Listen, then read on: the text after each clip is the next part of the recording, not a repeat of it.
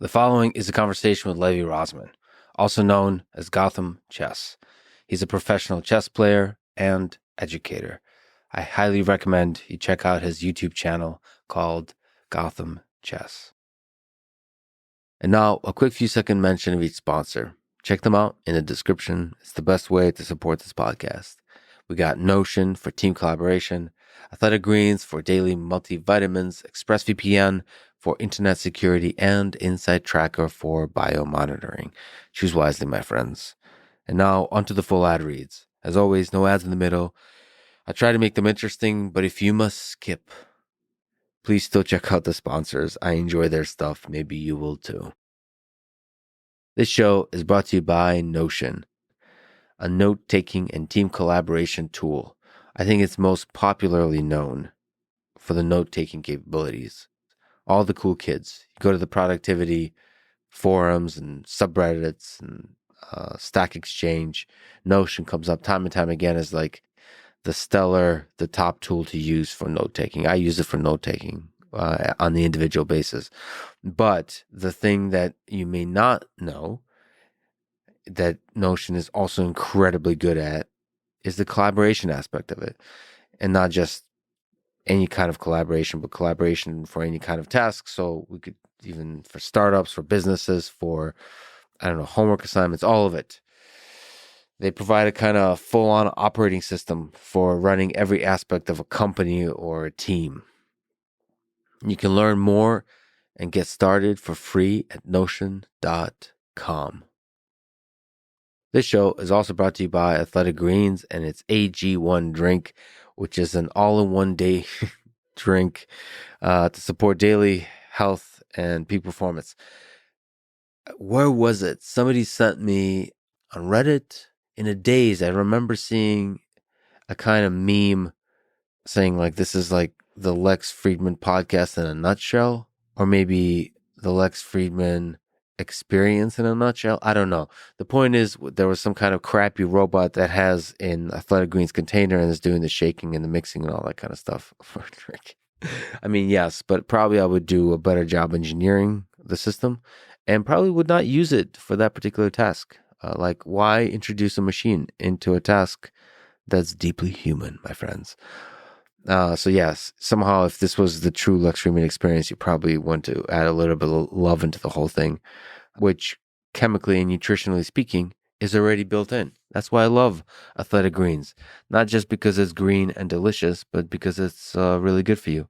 Provides you with a nutritional basis for your mental and physical excellence. So you can be a beautiful version of you that you already are.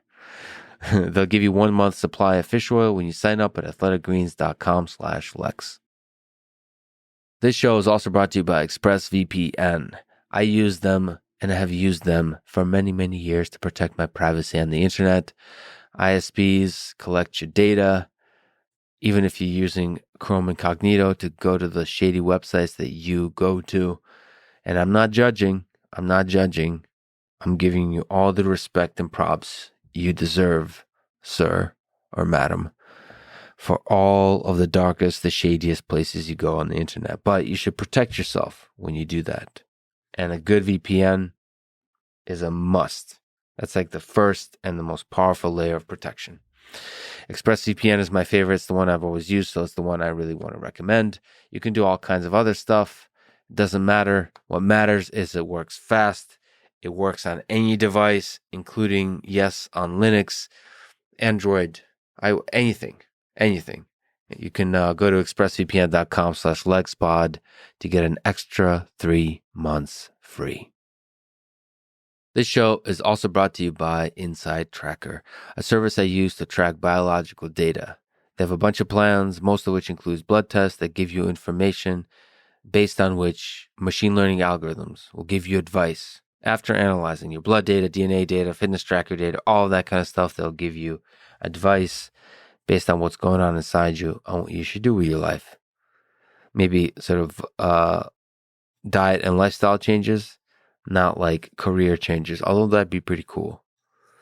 Where your DNA data could tell you, hey,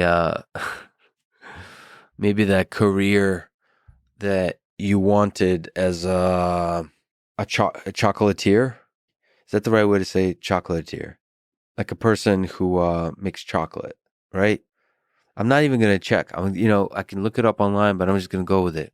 And then you can clip this out to embarrass me, as the internet seems to do with all the stupid things I say. I say so many stupid things, and they accumulate over time. And all I can do is just laugh at myself and appreciate you, sir or madam, for laughing along with me. Anyway, Inside Tracker is incredible because the best health advice, medical advice, all kinds of advice I think should be grounded based on the data that comes from you. Get special savings for a limited time when you go to insidetracker.com/Lex. This is the Lex Friedman podcast. To support it, please check out our sponsors in the description. And now, dear friends, here's Levi Rozman.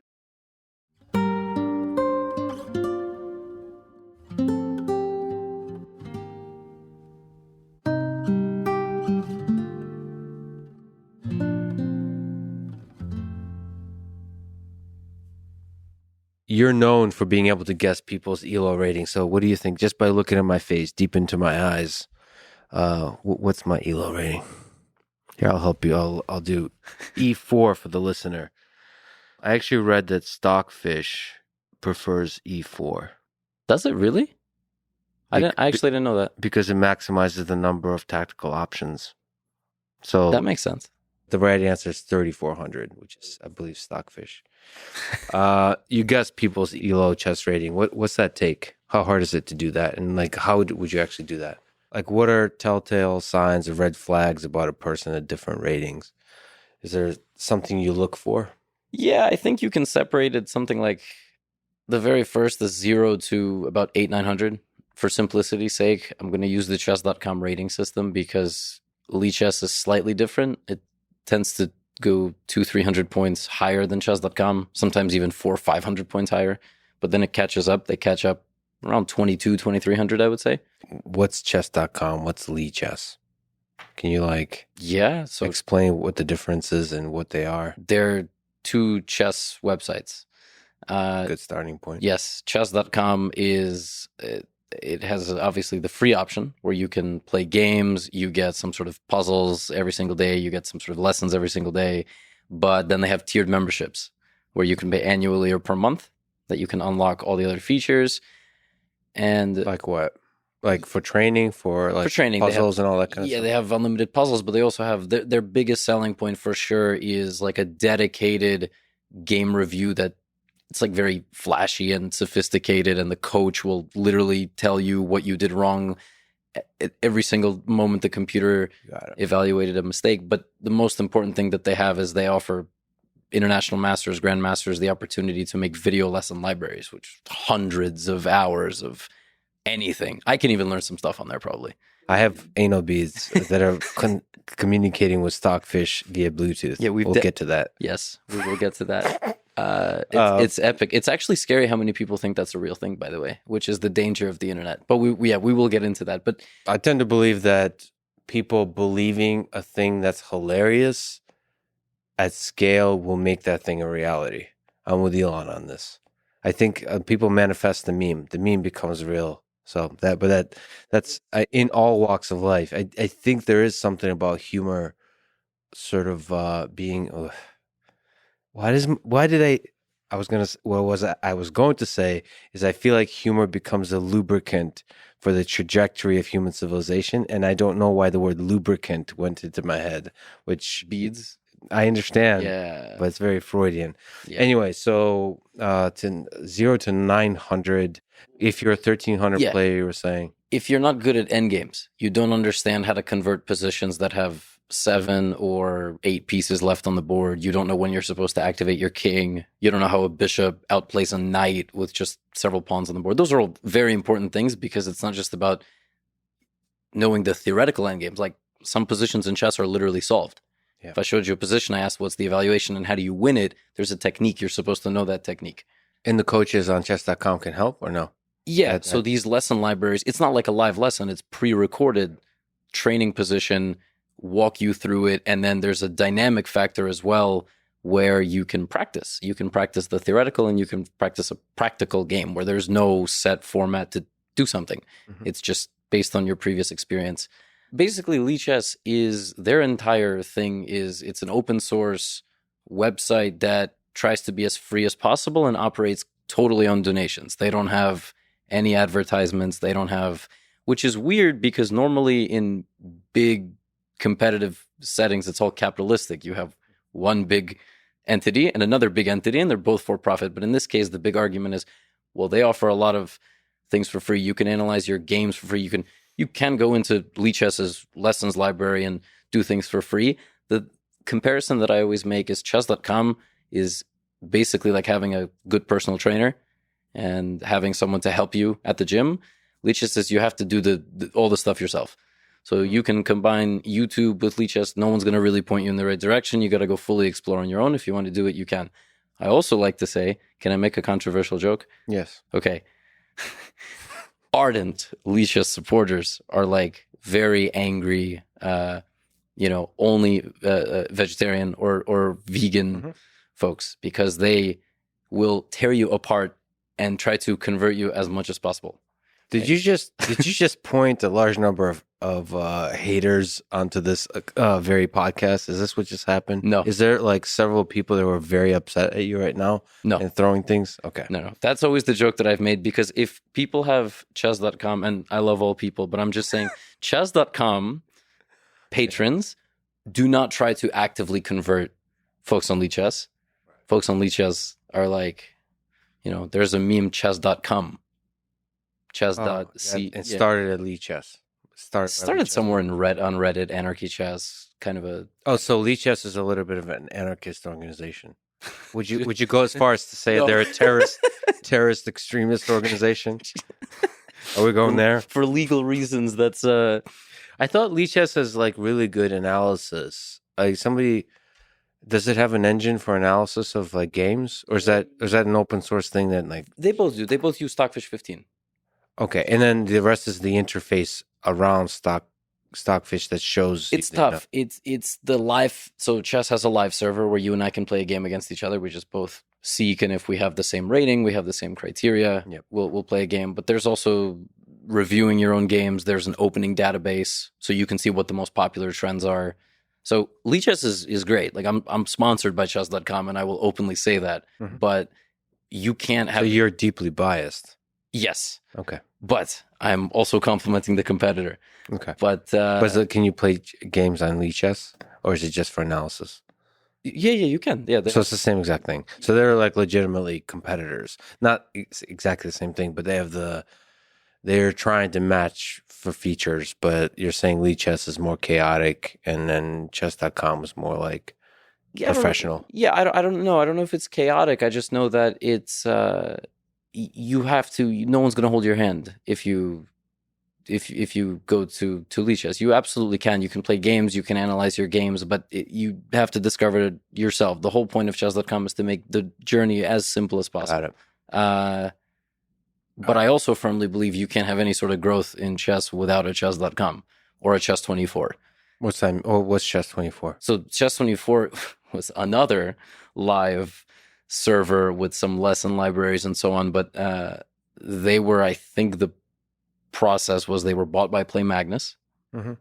So what's Play Magnus? Play Magnus. That's Magnus Carlsen's thing. He doesn't own it. He owns some stake in it, I think 9 or 10%. They owned a bunch of chess companies, including Chess24, but now it seems like they're either merging or basically getting acquired by chess.com. Got it. And then Play Magnus, it's an app also where you can play Magnus at different levels, but there's also the educational stuff. Yes. Okay. The for-profit chess companies make the option for grandmasters to make a living, to make chess an esport. Yeah, Lichess is great. It doesn't put on any events. There's no commentary. So you can have both in theory, and probably some controversy is good. Does chess.com like sponsor you, like help you out in some way? Like, what's the connection between your videos and streams and so on and chess.com? Like, are they supporting people in that way or no? My content, they don't necessarily, I just make whatever I want. Like, I'm not sensitive. If they do something stupid, I will call out their leadership. It's not like, but to have the logo up, like in my YouTube videos or Got on it, got it, got it. that's just That kind of stuff. Yeah. So anyway, back to I mean, that was really helpful. I was confused about all of that. No, it's The guessing people's rating. Mhm.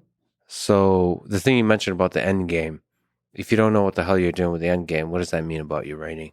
If you don't know how to finish with just a few pieces on the board, You could be my rating.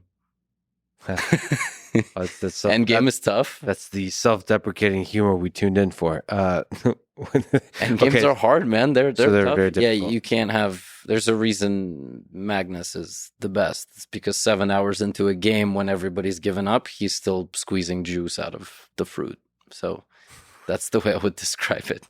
So that's not a good source of information. If you No, within the first 15 moves, generally, you can tell. Because you can tell how well they played the opening. So how well they knew what they were supposed to memorize, what they were supposed to play, and then how they react to piece interactions. So if they are faced with a move that a more advanced player would deal with very swiftly because there's kind of a natural response, that gives you information. If they move their king when they're in check when they didn't have to, that's a massive giveaway. Some people just think, oh, I'm in check, so I have to move my king. Okay. So it's like how direct the response of your play is to the danger. So like if you're more moving like multiple pieces at a time, meaning like you're moving like the pieces are like tied together in interesting ways. And then, okay. Like what about the opening? Can you tell also? Because a lot of people can memorize openings, right? Yeah, but it takes two to tango. So you could memorize a bunch of stuff, but if you're 900 and I'm 900, your rating is fluctuating all over the place in this podcast, I feel. Yes. 12, 13, 900. Yeah. You can memorize things. I'm going to play some crap and you can't play the way you memorized because I have to respond to you in certain ways. So you will either respond the way you think you're supposed to respond, and that will probably be incorrect. Or now you have to figure out how to deal with the fresh position. Oh, so the 900 will reflect itself in both cases. Yeah. I wonder if actually, so do you know your current rating or no? Or your top rating? What was your top? I know both. My current ELO, like over the board, now is 2320. My peak was 2430. Oh, cool. So can you play like a 900 player? Like, can you force yourself? Yeah. So you can like, given that you've guessed a lot of ELO ratings, can you kind of emulate that? It's kind of an interesting question. For Yeah, of course. Before I was doing YouTube and Twitch, I was teaching kids. So I had to. Not only did I have to play at their rating, I also had to play and sometimes even behave and explain things in a way that the kid could understand. So absolutely. Yeah, I think that's what contributed to the growth of the channel, frankly. I kind of understood how beginners thought about the game. So yeah, you did, you taught people chess, you coached people for many years, I guess in New York? Yeah, New York, yeah. What did you learn about the way people learn from that? So like how did people that were successful at getting good at chess quickly, what were some of the commonalities, some of the patterns that you saw? Obsession. Yeah. What does obsession look like? I would say it's obsession and also love of the game. So if you're bored, you don't want to watch a show, you want to boot up chess.com or Lichess just so I don't get flamed by anyone in the audience. And you just play. So you're saying Lichess people are the ones that would attack aggressively? They're the kind of people. Probably the Chess24 people. Oh, that's another. So there's not. I didn't know. I thought Chess24 was part of the chess.com. Well, now, yes. That's the joke. Cult or tribe or whatever terms we want to use. No, I'm sure there's even more places to play live. There always have been more places to play live, but chess.com, Lichess dominate, and well, Chess24 is rough for live interface. Of course, they have good courses and everything, but yeah, I got it. And some are even good people or whatever. Yes. However that quote goes. Yes. Okay. Like obsession, that means the way they look at the board. When they're bored, how quickly do they return to the chessboard? That kind of stuff. Just like how many hours a day they want to spend. Yes. They spend and want to spend. Some kids definitely have a talent. Of course, there's this eternal debate, talent versus hard work. I don't necessarily know if it's a talent for chess specifically, but it's a talent for, I'm sure there's some sort of spatial visualization in your mind. You start picking up what squares are controlled by your pieces and opponent's pieces faster. Your memory is much stronger. So you don't just learn openings like we discussed. You learn literal patterns, such as, oh, I remember this from 2 tournaments ago. I remember this from a game I played just yesterday. And you just keep playing and playing and playing. But I think the one commonality I think I've seen in all kids, it's obsession. You have to play a lot. And I've seen kids who are brilliant kids. Like if you give them a page of tactics puzzles, they solve faster than anybody. They can pick things up here super fast. They're a pleasure to teach. They go to a tournament, disaster. They can't handle the anxiousness. They can't handle that silent face-to-face war with another 6-year-old. They can't even handle. There's also trash talk. One sentence by a kid can throw off your prize student, and I've seen kids just totally disintegrate. I've seen also my students bully other kids who aren't. My student wasn't that strong, but their verbal warfare, which is not allowed, but goes unnoticed. But it's not even verbal warfare. Like just going like, like little like facial expressions you would make at the board.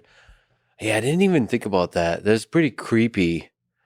The intensity, not creepy, that's not the right word, but there's an intensity in that silence over the board. Like you can probably hear stuff like, just like, it's super quiet. It's like a library. Yep. And then there's just a tension that builds. You can hear the breathing. Yeah. And at the highest level, both sides are involved in a battle that they both foresee 99% of the time. That's the scary part, is that you both see the exact same thing. It's very rare you play a move and I didn't see it. It's that I misevaluated it. I saw the move could be played, but I missed something 3 or 4 moves deeper. And you play that move and suddenly you're excited and I'm nervous. But all of a sudden you make an inaccuracy and now the tide shifts, right? We could be on totally different planes throughout the game, or we could be on the same plane throughout the game. So it's really fascinating.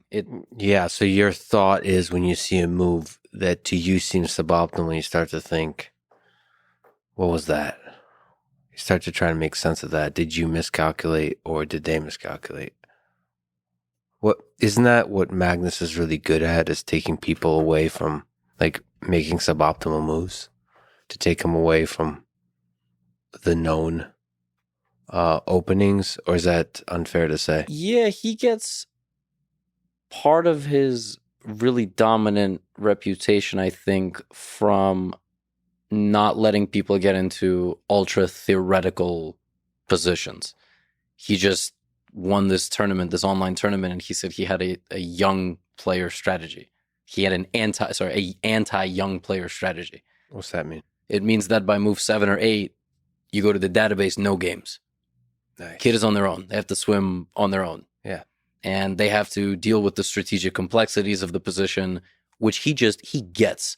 And he might get from just an enormous database within his brain of historical games that have similar structures, or just sheer genius. Like we won't know. Yeah. It's a mix of the two, for sure. The younger you are, you can't remember a game played in 1951 in some bar in the Soviet Union, but he does, because he read a book once or a magazine once. And he just remembers. He remembers the structure, which it's not fair. Yeah. It's crazy, right? What do you think makes him, if we can sort of linger on it, what do you think makes him so good? I think it's the memory, and I think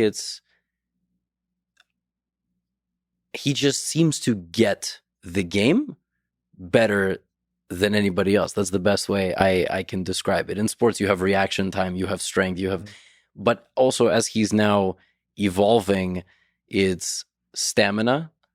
So there have been games that if you put 2 other 27, 50 rated players or world top 10 players, they would have drawn the game. The game would have ended. Nobody would have won it. You put Magnus as one of the aggressors in that game, suddenly the chance of victory doubles from 5% to 10%. Yeah, weird. What's that about? Because was it game 6 against Nepal? Like, right. Isn't Stockfish say that it's supposed to be a draw? So 0.00 does mean a draw sometimes, but other times it means, and this is the joke I always make, it means that Stockfish is out for a smoke break. It can't. Can you explain the joke, and can you Yes. explain 0.00? Yes. So Stockfish will show an evaluation which determines whether the position is equal, slightly better for one side, slightly better for the other side, or completely winning. You can 0.0, 0.2, minus 0.2. That's all within a balance. You can say, okay, black has a little sprinkle of activity, something. White has that. But if it's 0.00, it could be literally a dead draw, meaning theoretically just impossible to win. But oftentimes what that means is, the smoke break joke is, Stockfish doesn't know. There is so much complexity within the position, the combinations of different moves that are acceptable and okay, it cannot evaluate correctly. Wow. So even the end games are tough for Stockfish. Which is why Magnus won that game, because there was practical value remaining. It wasn't a dead draw. He continued to ask questions over the course of 6 or 7 hours. He would sacrifice a pawn. He would sacrifice another pawn to damage the structure. Valuation stayed the same because a machine could stop him, but not Jan. And that was one of my favorite. That game ruined my whole day. By the way, it destroyed because I made so many plans that day. It completely ruined my day. But it was a very worthy recap. You were just all in. You watched that whole game? I watched the whole game, and the World Championship was a crazy time because I wanted to be first with the recap video, but I also wanted to be best with the recap video. So I spent all the hours of the games watching all the live broadcasts and getting all the information, all the variations, and trying to put that into the recap. It was a lot of fun. It was a huge adrenaline dump when it was all over. So just for people who don't know, that's the most recent World Championship. So you had that was a draw after draw after draw after draw. Yeah. And it was kind of boring in that way. Or maybe are draws, is there like non-boring parts within the draw to you when you were like just studying it carefully? For me, yes. For the average viewer, no. That's the truth. Especially when the game itself is not that exciting. When Magnus plays a strange move on move 9 or 10 that hasn't ever been played, and then Jan has to try to exploit it, and he fails, and no attack builds up, and they shuffle their pieces for 3 hours.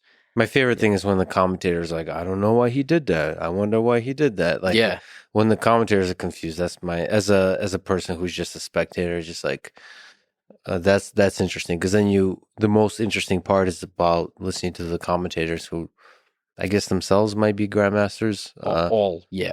They are trying to, I guess, just like Nepo, just like Magnus, try to figure out what's the idea here. What are you thinking?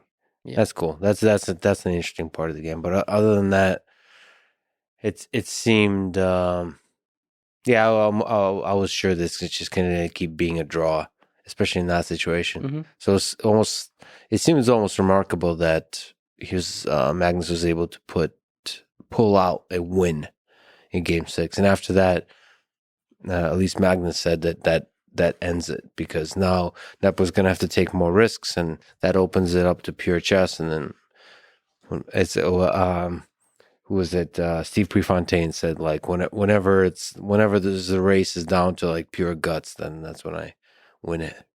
There was also a conversation about Jan's first half, second half in any tournament. In the first half, he's just brilliant, on fire. You could even say he was outplaying Magnus. But the entire conversation before the match was Jan slows down.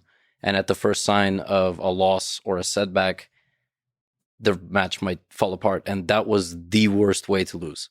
There was literally no worse way. And it just got worse from there and there. I mean, it was one move mistakes. But he's back. Jan has won the candidates again. He's going to play for the World Championship. So who you got? Who you got? What is this slang terminology? Can we like somehow edit that into a more sophisticated with a British accent type of phraseology? Okay, who do you think will win that match? I think it's 55-45, but I don't know for who. I don't know.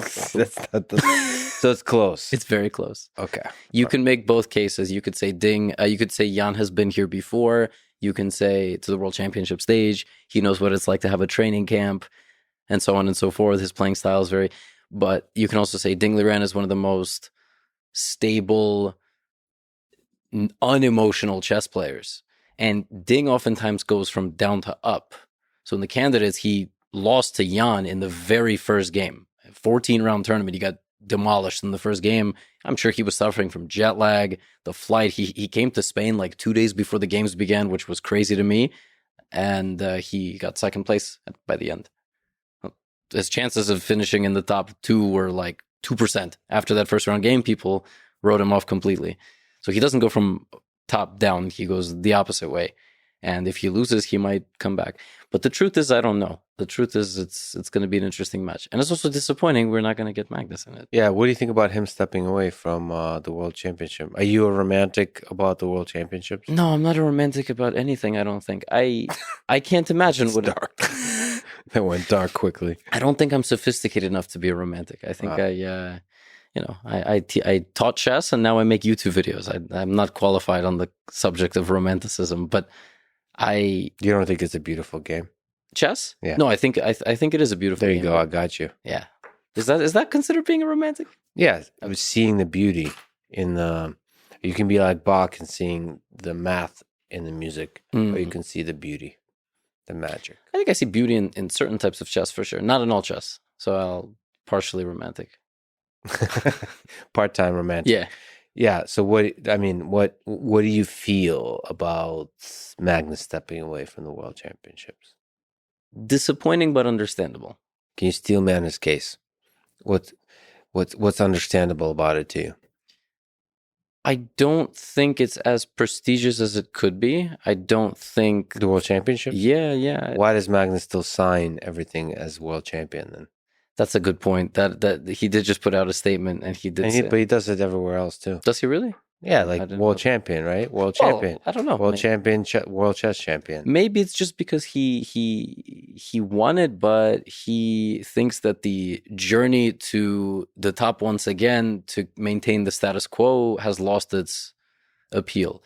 You know what the example that I like to make? I'm a big fan of UFC. Mm-hmm. So we've never really seen, with the exception of George St. Pierre, walking and Khabib, but Khabib was kind of a different story, walking away from a belt at the absolute zenith of their career. But also in the UFC, champions are extremely well taken care of. I mean, champions have some of the best lives. Of course, you can argue not all champions. You can say some of the lower weight divisions, yes. But what I'm saying is a lot of them get all the sponsors. They get massive, massive paydays. They're international celebrities. I don't think chess has that. In fact, the World Championship of Chess prize fund has not changed much in like 40 years. So you could probably make more money on YouTube. Yes. Playing not randos, but having fun and playing really challenging games, playing other super grandmasters, like an ad hoc events, or maybe a little bit organized events, but not the World Championship. Yeah. And still have a lot of fun, make a lot of money, get everybody excited, all that kind of stuff. Yeah. So for Magnus specifically, and we're using him because he's the world champion. If he wins every tournament that he plays in over the course of a year, which is really not even that crazy of an estimate, because that's really how it seems sometimes. Yeah.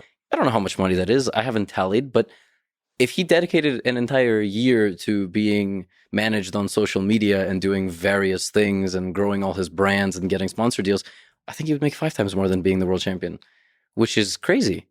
Yeah, but money isn't everything. I know that's totally Some fair. people dedicate their whole life to winning the Olympics. Mm-hmm. The Olympics is an interesting one too, because like I didn't even watch the Olympics as carefully as I usually do this year. Yeah, me neither. It's really strange. I'm not sure why that is.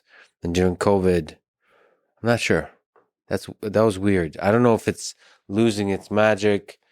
Part of it is also the people that own the Olympics and the way they distribute it. They make it a little bit more difficult to watch. Like it should, in my opinion, it should all be just available on YouTube and easily accessible. It's like the difference between like SpaceX and some other like even NASA. Just SpaceX is better at streaming their launches. and commentating them. And they've made NASA better as well, but just like the ability, it sounds ridiculous, but making it more frictionless for people to watch, get excited, to share, all that kind of stuff. Yeah, like I'm not exactly sure where the magic like balance is between the classy traditional world championships and the kind of dramatic, exciting streamer world. And it feels like for the world championships to be relevant, they have to find that balance. Yeah. Well, this recent one It's pretty good commentating. Yeah. No, I'm not even necessarily talking about myself. There was a lot of. No, that was the worst part for me. No, there was.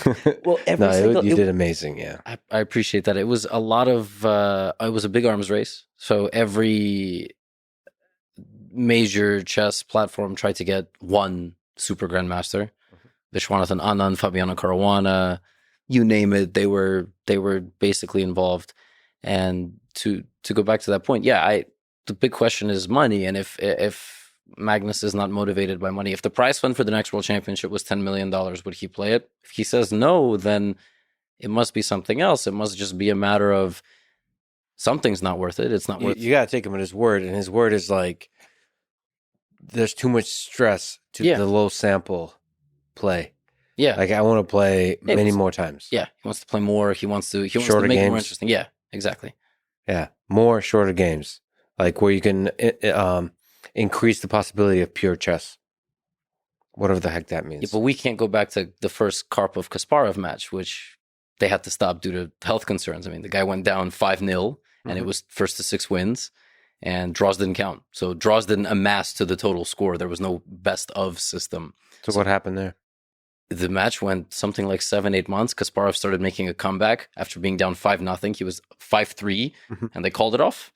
They said both players are in poor health conditions. Kasparov stormed down, yelled that this is a farce. But the match was 50 games long. Even more, maybe. I made a video and I don't even remember how many games it was. It was so long. Can you imagine? Bobby Fischer wanted something almost as extreme. Draws don't count. It's first one to 10 wins. And if it's 9-9, the world champion retains his title. So you have to beat the world champion 10-8. That's the only way. So you don't like that? Well, it's just grueling? I don't know. Maybe I like it for the YouTube recaps, but do I like it for the players? Do I like it for general public? No. Torture. Yeah, it's 3-4 hours, right? You imagine your favorite tennis match was 6 months long. What are we doing? Yeah, there's still a magic to the World Championship. I wish they could make it some interesting. They make it work somehow. But I think Magnus is really challenging FIDE and everybody else to step up and try to figure that out, which is great ultimately. Who would you say is the greatest of all time? Can you make the case? You mentioned Kasparov. Can you make the case for Kasparov? Can you make the case for Magnus Carlsen? Bobby Fischer, Tall. In my opinion, you can make a case for Magnus, Gary, and Bobby Fischer. I'm not one of the folks that's like, Capablanca was brilliant. You can argue Steinitz was brilliant, but I think it's probably Kasparov, and Magnus has a chance to overtake it. So the longevity is really important to you when you were thinking about this. Yes, I think so. I think Magnus is very, very close. I think it's extremely close. What would be the magic? You got to get that 6th one. Oh, No, I'm just kidding. So the World Championships matter. It's kind of like basketball, right? Rings. It's all comes down to how many rings did this person win. What about, basketball doesn't have the number of years at number one, right? Like rating. Sorry. Yeah.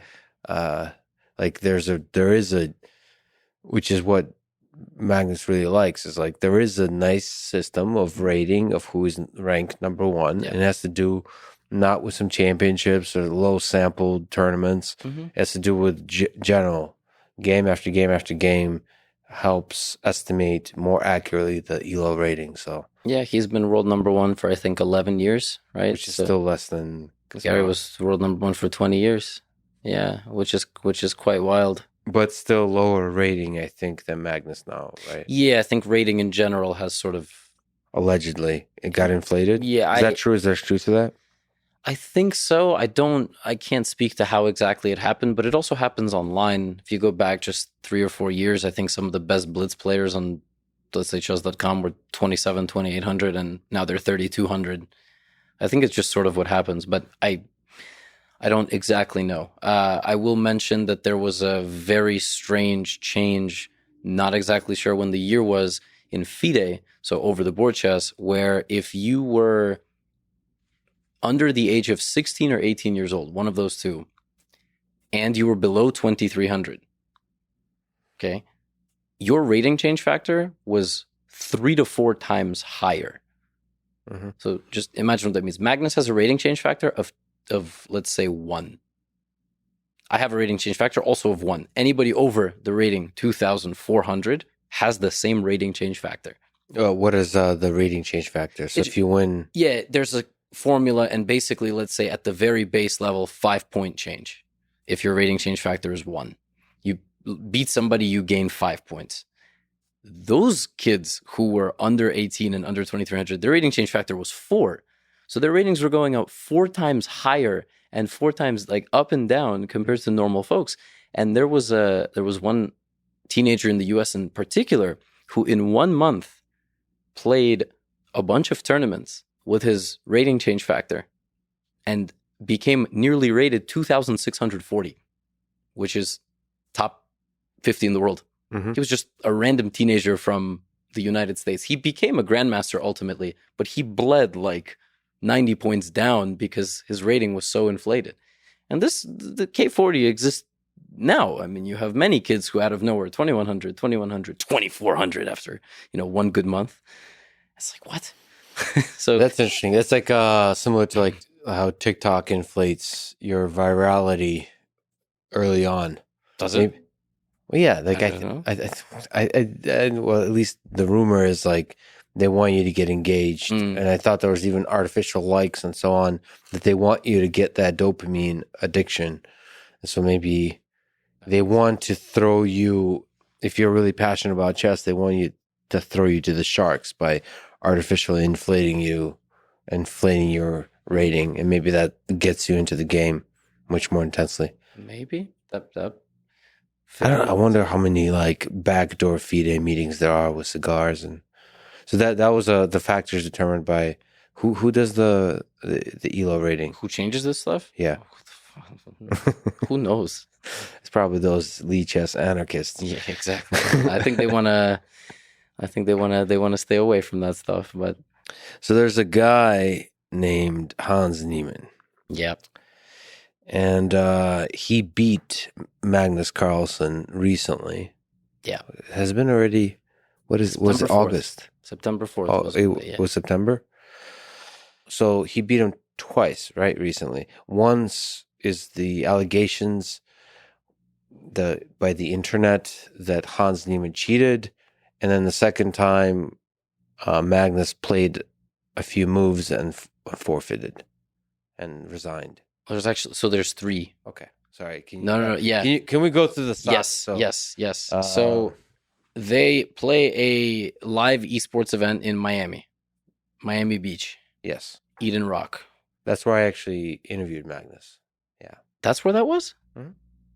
Oh. By weird circumstance, I found myself in Miami, unrelated to the chess event. And it was a very dramatic event for me for various reasons. One of which the camera stopped working halfway through the conversation. I saw that. Yeah, I saw that. I also, side note, I really respect how you write comments, pin them at the top. You add timestamps. You're like very true professional. I am the complete opposite on YouTube when I'm off the camera. So I dig in the mud. What does that mean? Dig in the mud? From when I started on YouTube in 2020, in June, like May, June 2020, I had no subscribers. So I got to 1 million in a year. I had a lot of people analyzing my every move, all of my small flaws, and I love getting hate comments because you pin. Is it the comment of shame or something? That's what it was. It's been named over the years by folks. I never called it that, but it's pin of shame. And pin of shame, yes. It's been tough because now people pretend to write hate comments just to get attention. So like anything, the public ruined the good thing. But it started that way. It started with people just shredding me to bits, calling me spin-offs of this and that. And I think I'm a human more than I am a creator, an influencer, an attention seeker. Like, I'm just a person. So to me, even at the size of 1.6 million subscribers now, September 2022, I don't understand that I've gotten big and that I shouldn't do this stuff and that I should be beyond it, or I shouldn't be checking my social media as much as I do and interacting one-on-one. I'm still very much a human being, and my guilty pleasure, my way of killing time if I'm not laying on the couch and playing some chess blitz games off stream, is I just interact with people who say nice things and who say horrible things. Mm-hmm. And I really like to get into the head of the people who say the terrible things. Now, sometimes you can, sometimes they are truly trolls, but sometimes people just really hate you. So what's a successful interaction with the person that's trolling you? What's like at the end of that hero journey that you were partaking in? What's the top of the mountain look like? Is the troll conquered and broken mentally? Not mentally. I don't want to defeat. I honestly, sometimes somebody writes a very long comment, I'll respond with a question mark. Yeah. Oh, so you see each other as like a brother and sister. You're gonna travel together on this journey of deep meaning, like introspection of what does this mean? Yeah, I've had people write, I can't quote now, but something about my persona, my behavior, this and that, and I just like respond to them and I say, hey, it sounds crazy that a large creator might do something like this, but this kind of goes back to you speak to folks on a very respectful way. If you make a mistake, you completely own up to it. So I have sometimes these one-on-one interactions where I say, I think you're reading too much into this. I think you don't understand maybe some of my humor or sarcasm as such. So you form this opinion that I'm this kind of a person, this and that, and now you're sort of, anything I do, you're trying to attach to that reasoning, and here you are writing this lengthy essay of why nobody should watch my content. And sometimes people go, you know what? I think you have a point. Maybe I should relax a little bit. I said, yeah, I would love to sort of interview and understand the lives of the folks that post that kind of stuff. I mean, they're human beings. They have interesting journeys also. Yeah. I think they often don't realize. I think they don't realize their comment will be read by anybody, especially you. Maybe they think like, and they also don't realize you're a human being. I feel like that's. Yeah. And it's so interesting to watch it. Like some guy, because I posted on Twitter for like a minute that I'm talking to you and asking for questions. I deleted that tweet because because you didn't like 95% of the people were talk about the cheating. All right, I got it. Thank you. This is not going to be helpful at all. So I was like, all right. But in that time, like there's one comment. Which it's hilarious to me that you found that one comment. The one comment says like, "This seems like a waste of time," or something like, "Why lame guest?" And then used like responded something like with a question mark. I wrote, "Why am I a lame guest?" Why am I? Made a sad face. Let's talk about this. Yeah, I was like, "Why am I a lame guest?" And he responded. He responded even after you deleted the tweet. What did he say? He said he doesn't know what value I would bring because I just make videos about chess games. Yeah. And that's true. You've had some absolutely brilliant people on. Uh-huh. But I also looked at this gentleman's profile, and he was one of the folks that put things about his family and God and his politics in his Twitter bio. And I started thinking maybe I said something in some video and I made a joke about religion or something, just some offhand 5-second thing somewhere that someone turns me into just an absolute outcast in their household. They can no longer watch me. And that has happened. Yeah. That has happened. I'll record a 30-minute video and I'll make a joke about something and some phrasing, and that's it. I've lost a viewer forever, and they will let me know. They will write me an email, and I just don't think people should be that serious. Yeah, there's some of that, because I've seen people say that sometimes about me, but I see it more with others. They'll say, I used to be like Joe Rogan gets this. I used to be a huge fan of Joe Rogan until he said this. Mm-hmm. Right? It's like First, I do wonder if you were ever really a big fan. That's one question mark I have. But the other is like, I think when you should be more lenient with each other in terms of how much stupid shit we say. Yeah. And you know, if you actually, I wish people were able to sort of introspect on their own, on the stupid shit they say themselves, like to have a little bit of empathy. Like, I wish there was a way to read all the emails you've ever written and just to see, or maybe do a search engine for all the stupid shit you've said in emails in the past and like summarize it and to reveal to yourself that like you have bad days, you have good days, you have emotional days, you have stoic days, you have sometimes you have like you take very different political views than you do on other days, and it's like it's all over the place. And if you're a creator, if you're putting stuff out all the time, you're gonna have those, and you're still a full like complex bag of emotions and thoughts and ideas and contradictions and all of that. Like, you shouldn't judge a person by a single statement, and even when you do, you should try to infer the best possible interpretation of that statement. I feel like that's just a healthier way to interact with the world and with other humans. It's like, I wonder what's the best possible interpretation of the thing they just tweeted or they said. Like, what? Let's imagine that the person saying those words is actually a really good human being. And what did they mean when they said that thing about anal beads? Right? It was so good for so long. Yeah, right. Or whatever it is. Like, they didn't mean to be offensive to the sexuality of a certain group. They're talking shit about anal beads. Like, they're not, like, sometimes it's humor. Sometimes it's actually genuinely embodying like a political viewpoint and like walking with it, thinking through it for a few days, like taking it seriously, empathizing not just for a brief moment, but for a time, like walking with an idea and allowing yourself to express it, like playing devil's advocate. I do that all the time. With yourself or with myself? Yeah. In conversation, I do too. And I find I have to say, I'm playing devil's advocate. Like, you have to be very explicit, but with myself, I'll just do it in my head. Like, I have different voices, like, obviously I've been getting so much information, so many thoughts in all the complexities of the war in Ukraine, for example, and all the different voices within Ukraine. I just interviewed hundreds of people, and they have very different perspectives in nuanced ways about the war.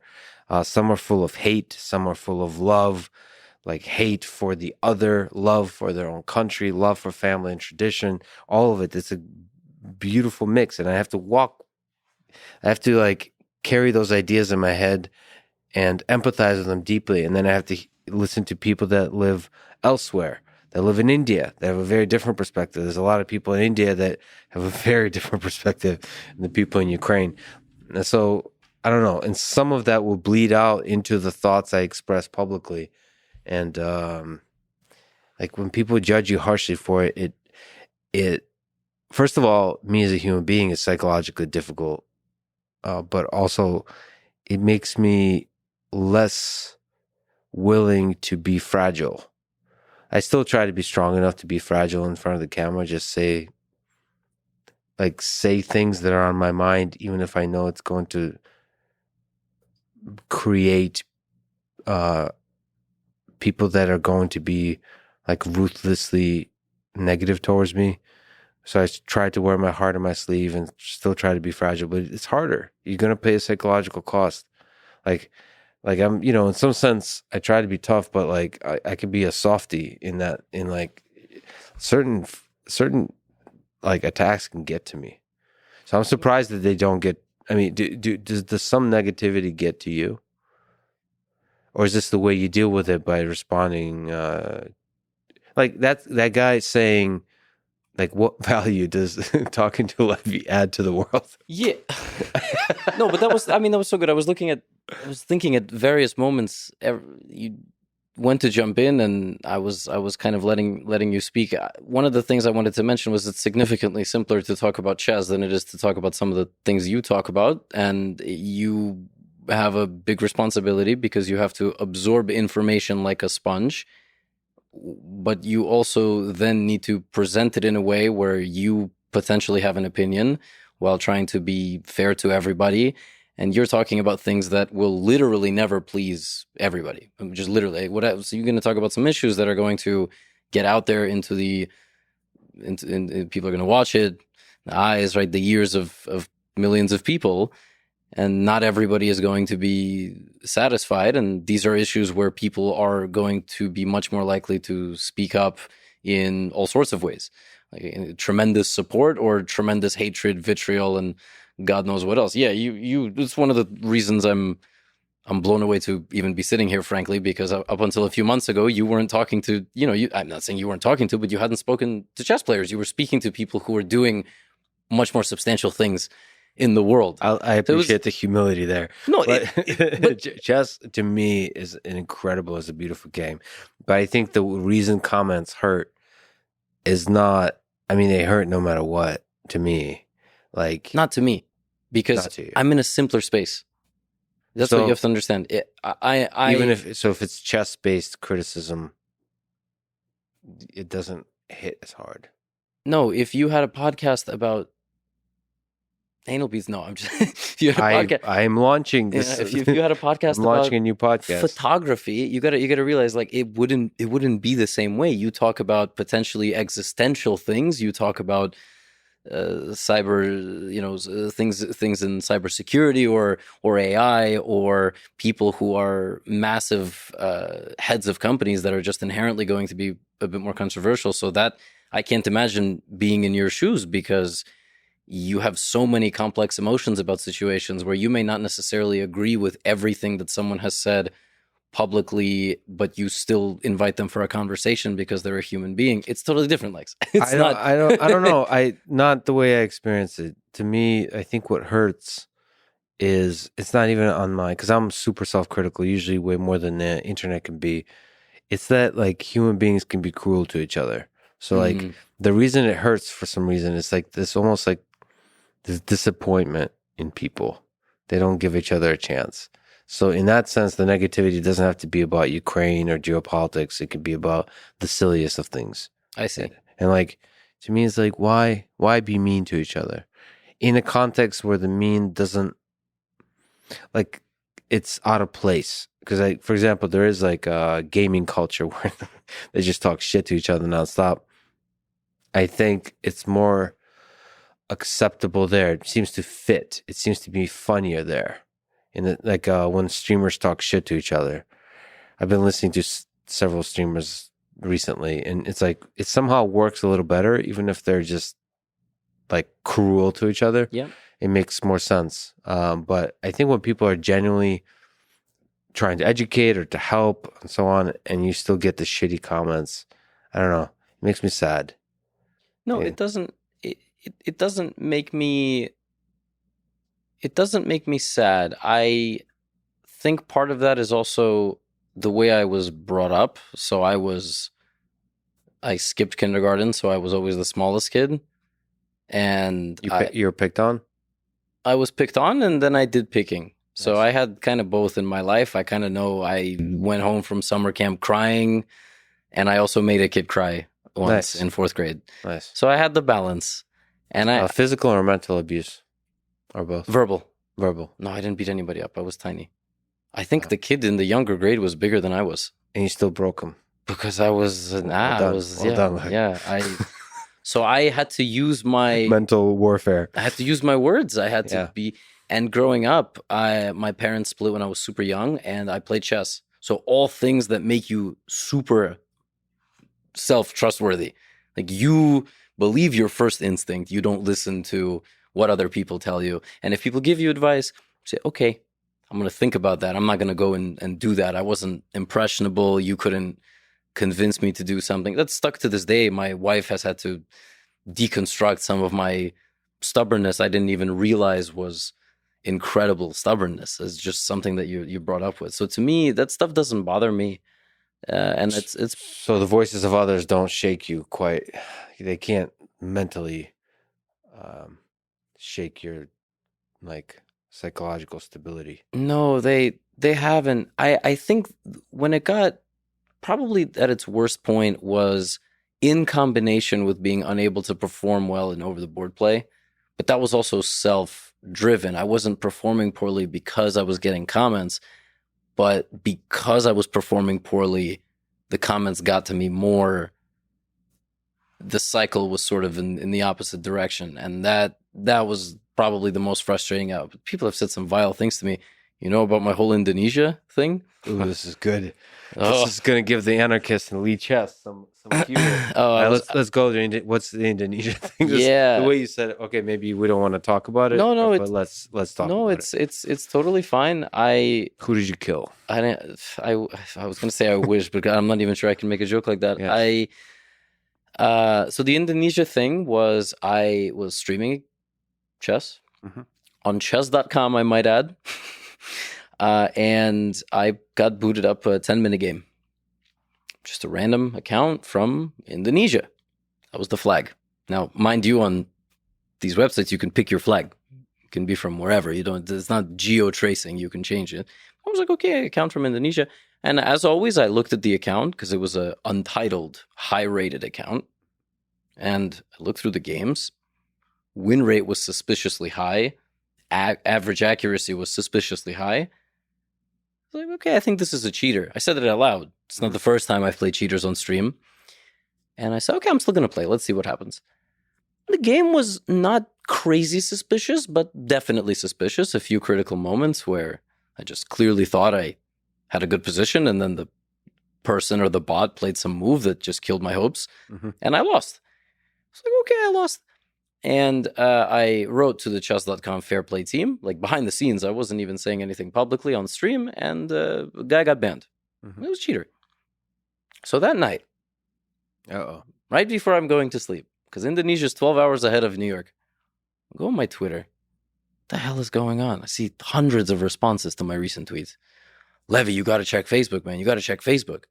Like, so here's a link.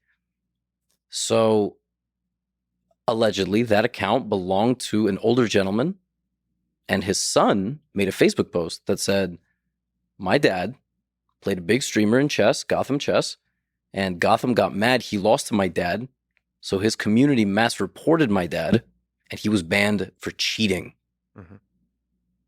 Oh, it went viral. Oh, no. Did you know that Indonesia has the 4th largest population in the world? I didn't know. I learned it the hard way. Interesting. Tens of thousands of DMs every second. Wow. Instagram DMs, because I had my DMs open. I was never afraid of that stuff. My YouTube videos went from 99% upvote, downvote to 50. Oh, wow. They swarmed my comments. All negative. All play him again. I mean, I don't know how much swearing there is on this podcast, but I mean, it was just all sorts of... All the fucking swearing you want. Just everything. Ruthless, the vicious. They were going to kill me. They were going to rape my family. They were contacting people I followed on Instagram. They were contacting them and telling them crazy things.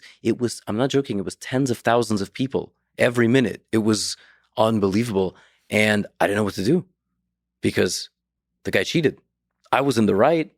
Yeah. People. How certain were you that he cheated? 100%. Okay. 100%. I mean, okay, I don't know if you can say 100%, but so chess.com also had a suspicion. Because they have good detection algorithms. Yes. Danny Wrench would be able to. I legitimately know nothing about the behind the scenes because it's only kind of tech people. But one thing I did not realize was that this account, whether it was the son playing or the father playing, we will not know. We don't know who played. It could have been the son. It could have been the dad covering for him, whatever. But at some point, that account won 27 games in a row at 95% accuracy. I mean, even Magnus can't do that. This took a month. This story took 1 month from start to finish. First, I had to work with a media company to geo-block my content in Indonesia on YouTube. So Indonesians could not see my channel. Oh, so you didn't want to like lean into it, go full Donald Trump. No. Let's because you're in the right. You feel like you're in the right. You, as far as you know, you're in the right. Yeah, and I And like, hated watching all my work burn to the ground. Like, oh, you felt it was being. yeah, and one thing I'm learning about myself is I'm not a good crisis actor. I need someone to like slap me so I don't do something emotional in the moment when crisis is ongoing. What would be the emotional act that's not productive there? Partnering with an MCN that makes you give away a bunch of your revenue, and then when you break with them, I wasn't monetized for a week. It was a very big decision to plug in. I think they're called MCNs, but what are they? Sorry, I don't. What are MCNs? They're like there's specialized agencies that work behind the scenes with YouTube. Yeah. That if you connect your account, they say they can give you certain ad benefits. They can geo-block your content. Which you can't do normally. They have certain perks that only YouTube allows behind the scenes. You pay them 10% of your monthly ad revenue, but they claim to do a handful of things for you. I just needed them to geo-block my content. I just didn't care how much money I was going to give away per month. But so why geo-block it? You just didn't like the downvoting. Yeah, I didn't want. You wanted positivity. More like you're being educational. They're like you do a bit of shit talking, but it's more like fun and easygoing. You didn't want this kind of viciousness. Yeah, my comment section was just being completely flooded. Like they were destroying my channel. And to be honest, maybe all of the views and the downvotes would have actually been beneficial. Maybe it meant my videos would have actually started getting recommended to more people. Yeah. But I'm a person. It all goes back to the same thing. Oh, so this got to you. Yeah, this was like, I was just watching it and I'm like, this is not fair. I don't know what to do. So I'm going to stop this as much as I can. They still got through. They have VPN. And they were like, you asshole, you don't think we have VPN in Indonesia? Yeah. It was this whole thing. This father and son got invited to every major news network. I'm not joking. They got invited to the major podcast. They like to say the Joe Rogan of Indonesia. Yeah. Deddy Corbuzier is this mentalist. He's a bald guy, very fun guy. He had them. And that's when the Indonesian Chess Federation stepped in. The thing is, nobody who was harassing me knows anything about chess. They just saw the story. And long story short, they brought in a sponsor. The guy played a strong, one of the strongest chess players in the country, who also happens to be a woman, Irene Sukandar. She's like 2,400 international master. She crushed him because his actual playing strength is 1,300, 1,400, something like that. He still got paid because there was a winning prize fund and a losing prize fund, and we never heard from him again. And that was the whole story. So that was why I had to shut down all of my social media to DMs and DM requests and even notifications. Like I don't get notifications unless it's someone I follow. But see, stuff like that doesn't often get resolved in this kind of clear way. No, it doesn't. Could have been. So you got lucky there that there's a conclusion to this. Yeah, somebody got views, somebody got money, and I never got many apologies.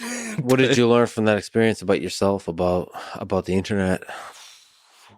I think first and foremost, I learned that every moment you are live or broadcasting can be completely blown out of proportion. You have to be real careful. And I can't actively think about that, unfortunately, even when I'm streaming. I've had other instances where things come back to bite. I've even had these moments live on stream. I feel like I said something too sarcastically to somebody and I don't know how their day is going. It might ruin their whole day. You know, God knows what. You have these moments of regret where you want your personality to shine through and you want to entertain. At least you're thinking at what cost? If I make a joke to a viewer that suddenly the whole chat is laughing at them, what if that puts them in a deep, dark place? And again, it all comes back to this one-on-one thing for me because I'm a human. I would hate to put another person into that situation. If I would much rather get a drink with somebody than but it's all kind of part of this act and you want to make jokes. And I also learned I'm a horrible crisis actor. So I have no patience, but I think that's normal in 2022. Everything is immediate. We can barely sit, think, let time go by. It makes me sad because I think that kind of stuff can destroy good people. That's what makes you sad. Yeah, well, one of the things we discussed just here before recording, which I've talked about this on stream, I'm very open with this type of stuff, is I think for me, a lot of that comes down to just a lack of control of the narrative. That phrase is kind of messy. It can be used for political stuff, but I hate when I say things and they get completely misconstrued or they are completely misinterpreted, and I can't imagine being in your shoes because, again, I do chess. You can clip me saying something about a chess game out of context and it's hilarious. It's dumb. It's nothing. It's not an attack on me or something that I said. It's not an attack on, just kind of more similarly to what you were describing. And you don't say stuff like that, like ridiculous. You don't say ridiculous shit about yourself. Oh, I like do. That. I do. And you don't feel like that could be made. Isn't this the same guy that said X? Maybe I either haven't said enough of those things, or there's no moments I don't have 3-4 hour open conversations with other humans, and I'm pretty sure if I did, there would be more of that stuff out there. But that's probably what it is. It's just a lack of being able to kind of control what is actually reality, and that is very frustrating. And you're right. I mean, there is a sense that there's not enough motivation for people to attack you. You're ultimately adding a lot of positive stuff to the world. And when you get into more political topics, there's people there who are hurting, who have a lot of anger in their heart, and they want to direct it towards you. So then they need ammunition, and ammunition comes in the way of like clips from the past. So I'm sure that I'm pretty sure you already have clips like that. It's just there's not people that really have anger to direct towards you. Ultimately, you're adding a lot of good stuff to the world. And so, yeah, but it's, man, the viciousness of human beings under the veil of anonymity at scale can be really painful. So I guess that's the curse, the challenge of being a creator on YouTube and so on Twitch. Yeah. When you talked about retiring, I think you tweeted about retiring from chess. I made a video, I tweeted. It's my value to the world. The tweet or the video? No, just the both. Yeah. I'm retiring from all competitive chess events. My preparation is outmatched. My calculation skills are too flawed. And most importantly, my anxiety is beyond repair. I physically and emotionally cannot do it anymore. Yeah. What was the hardest thing? What was the hardest thing about competing? Like, can you elaborate on that? Yeah. I think it's separated into phases of my life. So after being a creator and coming back and playing over the board and making recaps of all my games, I think the constant feeling that I had at the board was a kid who hadn't studied enough for a test, which is a very unique type of anxiety. And during the game, it was just self-hatred. Like, good moves did not feel as good as how bad moves felt and bad moments. And underneath that, you're saying there's a sense that I did not prepare well enough. Always. Unquestionably. So I'm an international master, but there's international masters now who are 11. I got the title when I was 22, which is late. That might not sound like it's late, but it's really late. And I quit chess multiple times when I was a teenager. If I hadn't, if one of my parents was like, sit down, this is the only thing that you're good at, focus on it. Yeah. Maybe I would have been grandmaster, but that's life, right? And I would come back to chess at various points in my life when I felt more mature, I felt more ready, and I felt more motivated. It was all me. I had one coach when I was maybe about 10. I never listened to the guy. Great guy. Like, he emailed me even recently, just wanting to catch up, which I thought was adorable because I don't even know if he knows that YouTube chess exists. He's in his 70s. He's just like a nice older guy. Yeah. And he would come to my house. We would have dinner. My grandma would make us food, and he would tell her that I'm brilliant, but I never work. And I have so much potential. If only I ever worked at all, 1 minute on anything. I just played speed games online did he speak the truth there? Like, could you have worked more? I could have worked more for sure. Yeah, absolutely. When you listen to Magnus, he seems like he doesn't work either. He works.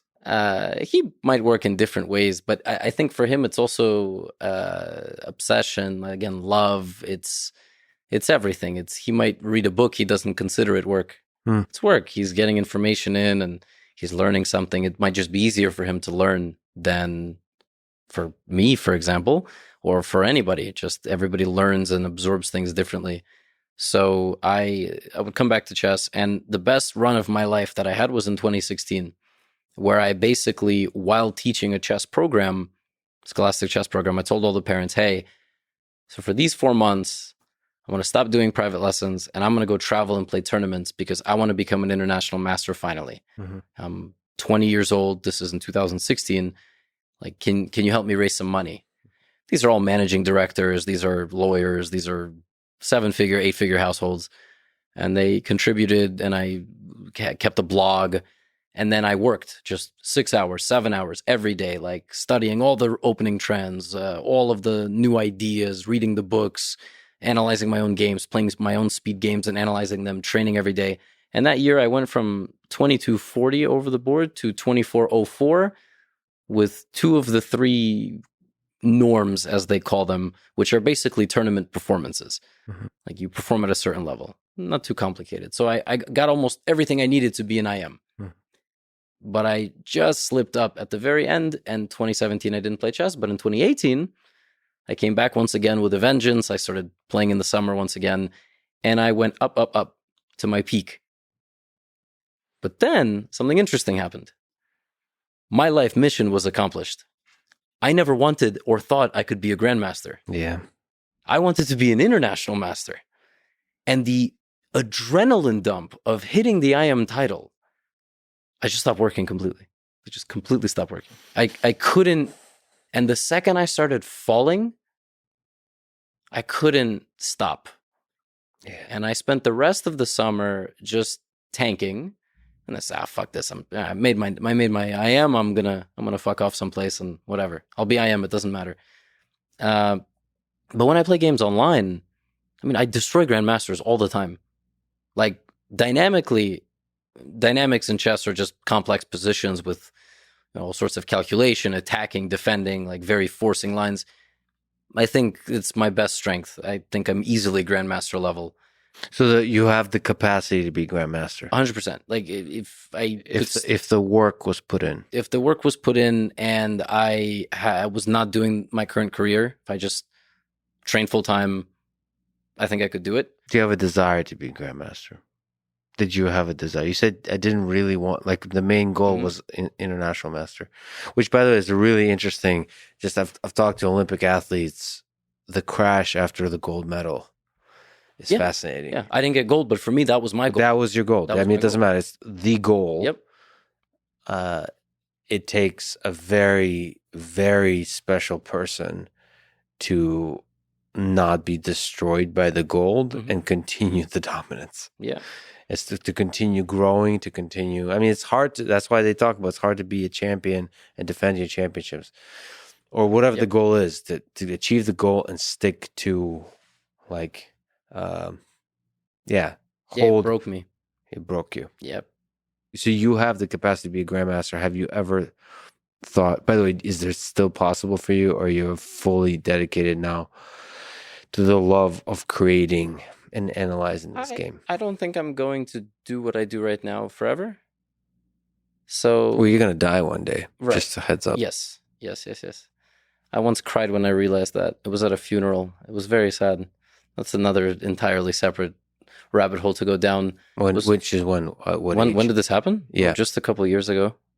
Yeah. It was rough. So you really were able to like that, the realization really hit you, like, fuck, this ends. Yeah, I'm the kind of person who I have my active thoughts in my brain of things I have to get done, and the more of those the better, because my brain will walk me off a cliff, not the physical body, the brain itself will walk off a cliff, spinning in circles.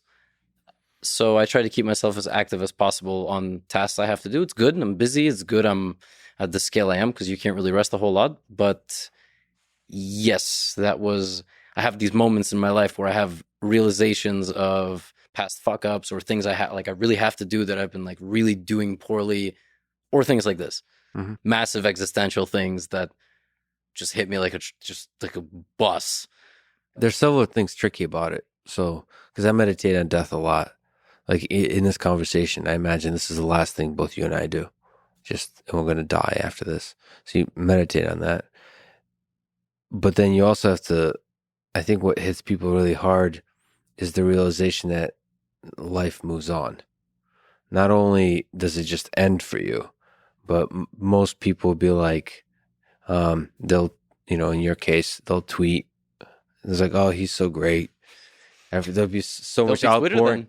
There'll be outpouring of love and so on for a day, and then it moves on. Yeah. And the new trees grow, new bridges are built, and then eventually human civilization ends or moves over to Mars and so on, and you'll be forgotten completely. Yeah. But that for most people will come right away. Like you get a cancer diagnosis or something like that, and it's like, doesn't anyone else know that I'm going to die? Does anyone else care? Yeah. Like nobody gives a shit. I mean, they do. I mean, there's love there, but like not in a dramatic way that you would somehow deep inside hope for, that the world would stop because your life is facing this catastrophic event. So, but I think ultimately what you could channel that realization into appreciation of the current moment.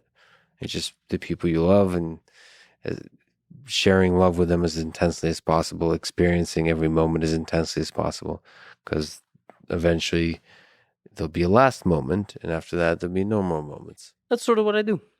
Yeah. I try to channel all of that into. Sorry, I don't use these fancy microphones in my own. You look uncomfortable. It's not your fault. It's not your fault, Levy. With this microphone? No, with this line of conversation.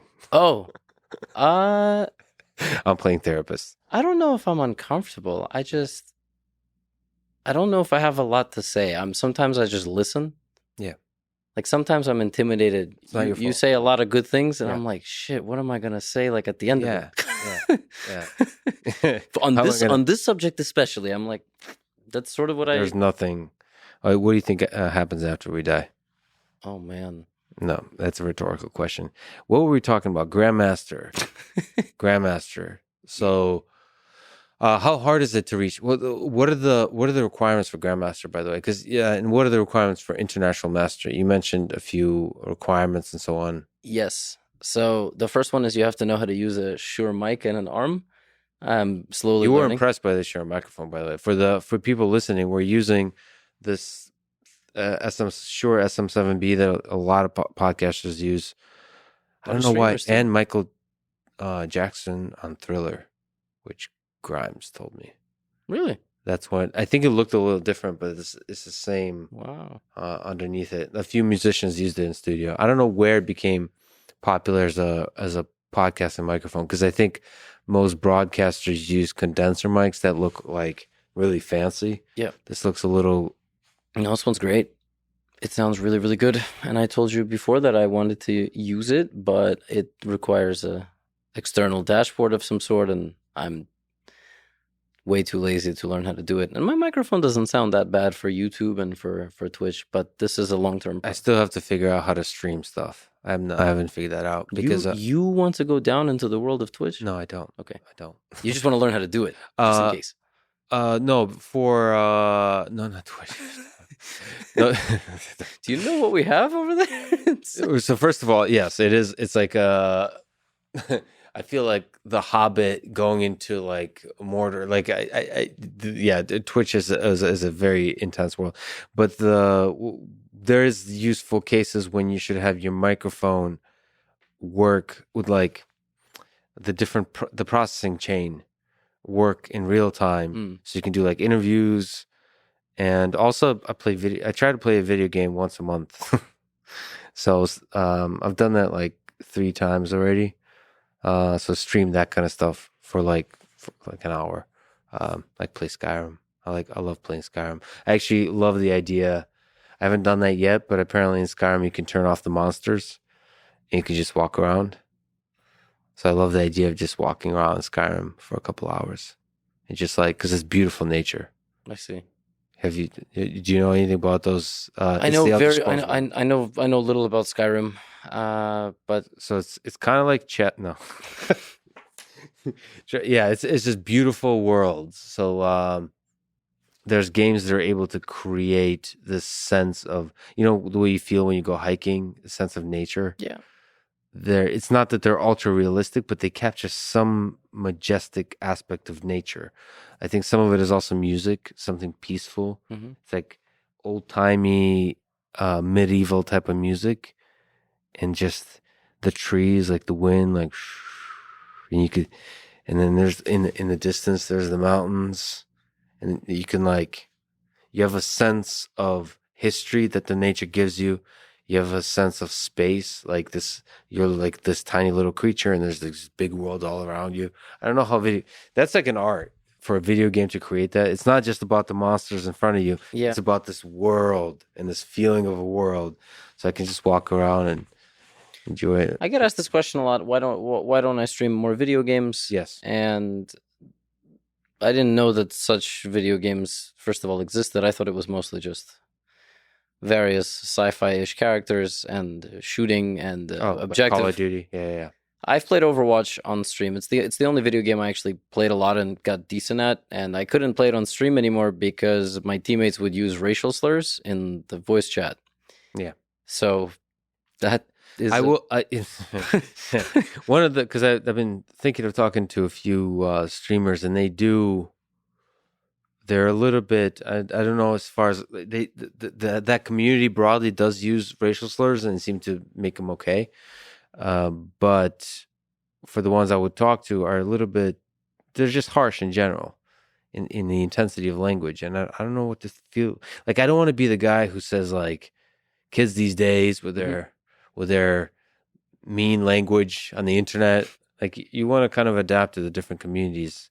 But at the same time, there's lines that you can cross, right? Like if you make everything into a joke, because that's what they kind of do. Everything ends in LOL. Everything is funny. Yeah. And that becomes, once again, a lubricant that it's like a slippery slope that takes you to a place where you actually make pretty mean ideas, even evil ideas, okay, because it started as a joke. And so, I mean, you start getting into the territory of, because I've been reading a lot on Hitler and Stalin and so on, and you'll see those kinds of topics come up in that community, and it's like, oof, they have a very different perspective on that stuff. To them, it's just a fun joke, fun time. And I see that the contrast of that with Call of Duty, where you're shooting, and I love shooting and killing things in video games, but there's a slippery slope there too, because then, just having visited the front in Ukraine, you get to see the real killing of people, and you see how one can lead to another. It's non-obvious, but there's something that happens in video games where you're like, well, this is not reality. The same kind of things happens in war. Well, the people on the other side aren't really human. It does become a kind of video game, and that same mechanism. I feel like I want to be cautious about our brain going down that road. So yeah, I do worry about that community. But there are video games that don't have such communities around them. I don't think Skyrim is an online component. Minecraft, I think, is relatively civil from what I've seen. Interesting. A good community. I think it's a lot of right now it's booming. It's a lot of young creators who are all seemingly quite close. Yeah. And I think the community then extends to social media. Some of them are intense, but who isn't? And I think they foster a more or less kind of good group of folks. But no, I completely agree. I think a lot of that stuff, and combined with the anonymity stuff that we mentioned earlier, totally dehumanizes the way people interact with each other, and it's scary. I don't know. Combine that with 2 years of some people barely going outside. Yeah, It's with not a COVID, yeah. it's not a good mix. It's not a good mix at all. I mean, you'd like to think that folks, it's like in their teenage years, kind of go through those and they mature out of it and stuff. So they start to realize the weight of their words. Like that's my hope. But we're all trying to figure that out. How the internet has changed youth. Like easy access to porn, easy access to like some dark communities, Yeah. where dark ideas breed. I don't know. But then again, I trust in the goodness and the intelligence of people at the end of the day. And I think kids will, now I sound like an old man, but it's good for kids to play with different ideas and then they grow out of it, hopefully. But then you have to have parents and good school and like good friends that kind of call them out in their bullshit. You need that. If you're stuck inside under anonymity, maybe you don't have some of those signals. Kids these days with their internet. I had to go through this. It's kind of what I mentioned. So I didn't have two divorced. My parents were divorced. I didn't have two households. I had three. So I had. What was the third one? So I went to school most of my childhood in a town where my grandmother lived, and she was kind of like the Switzerland. So I would be with her, and my mom would come with me there half the week. Dad would take me to his place for the other half of the school week, and my parents would split weekends. My mom's weekends were in New York, where my stepdad was, and that family. So 3 houses.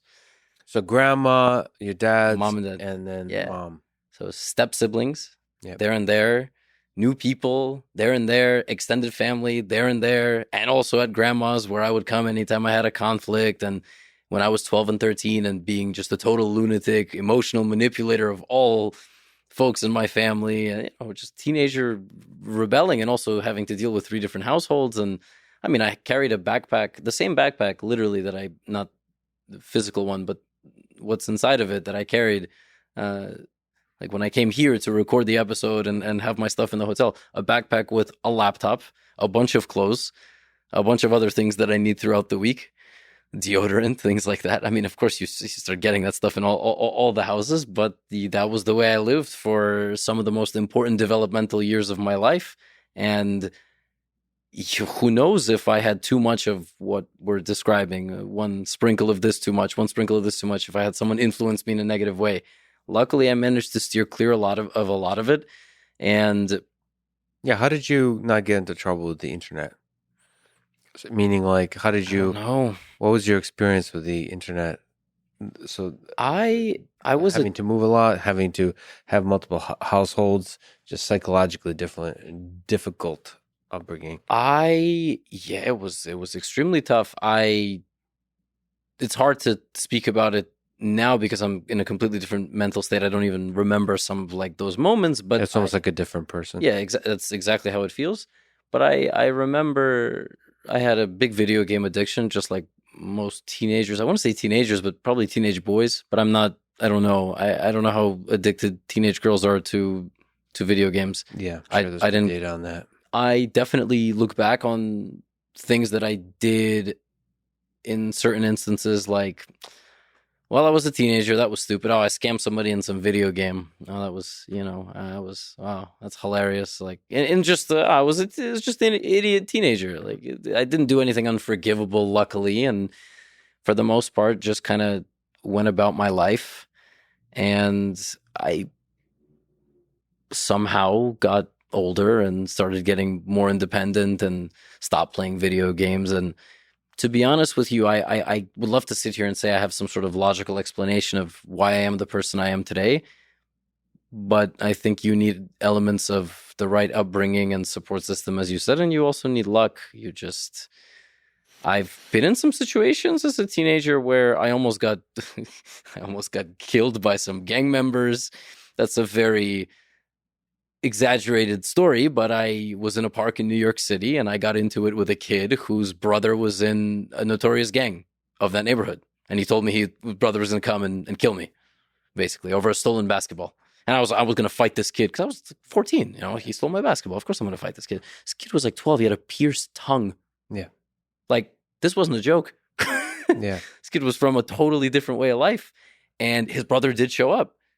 But his brother was like, I'm not going to, this kid's like, I was a little teenager. I wasn't a big. Now 14-year-olds are 6 feet tall. Maybe something would have happened to me, but I was a little kid, and his was like, bro. But looking back at that is crazy because I definitely had some of these moments in New York City more than anywhere else because it's such a big place. But luck, you need some luck. Yeah, it's kind of funny that there's certain moments in life on which the entire trajectory of your life can turn.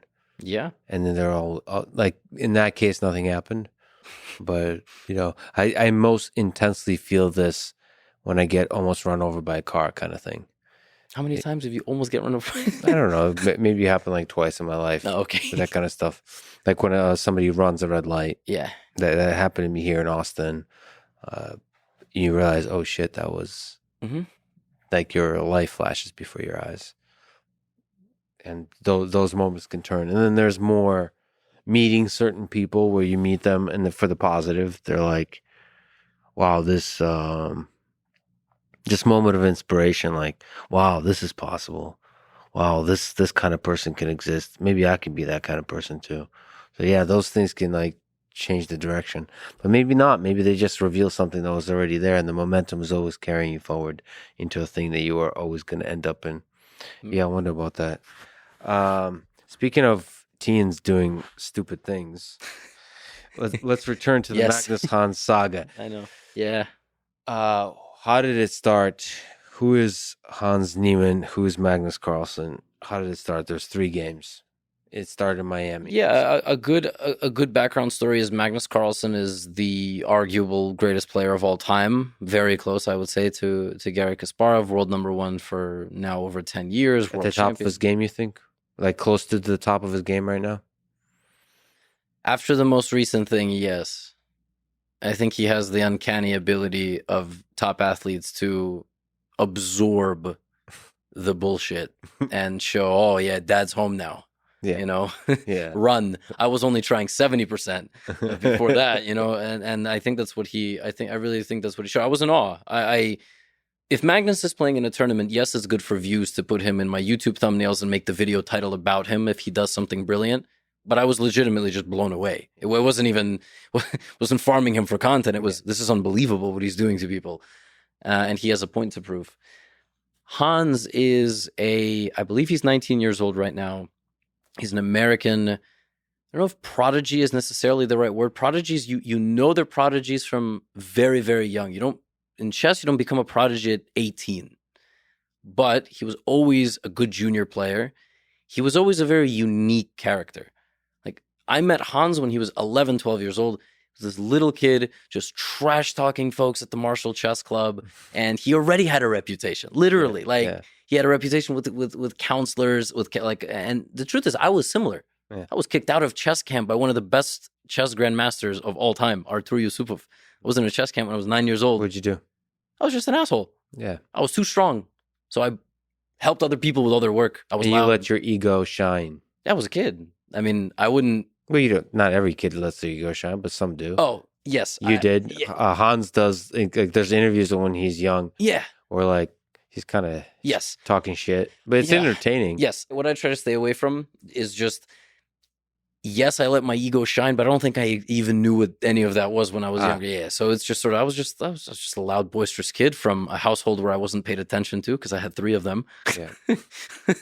So I just was like, here's where I'm going to show up and get my attention. And Artur Yusupov, he's a great, great man. I drove that man crazy. He was like top 5 in the world at some point in the 80s and 90s.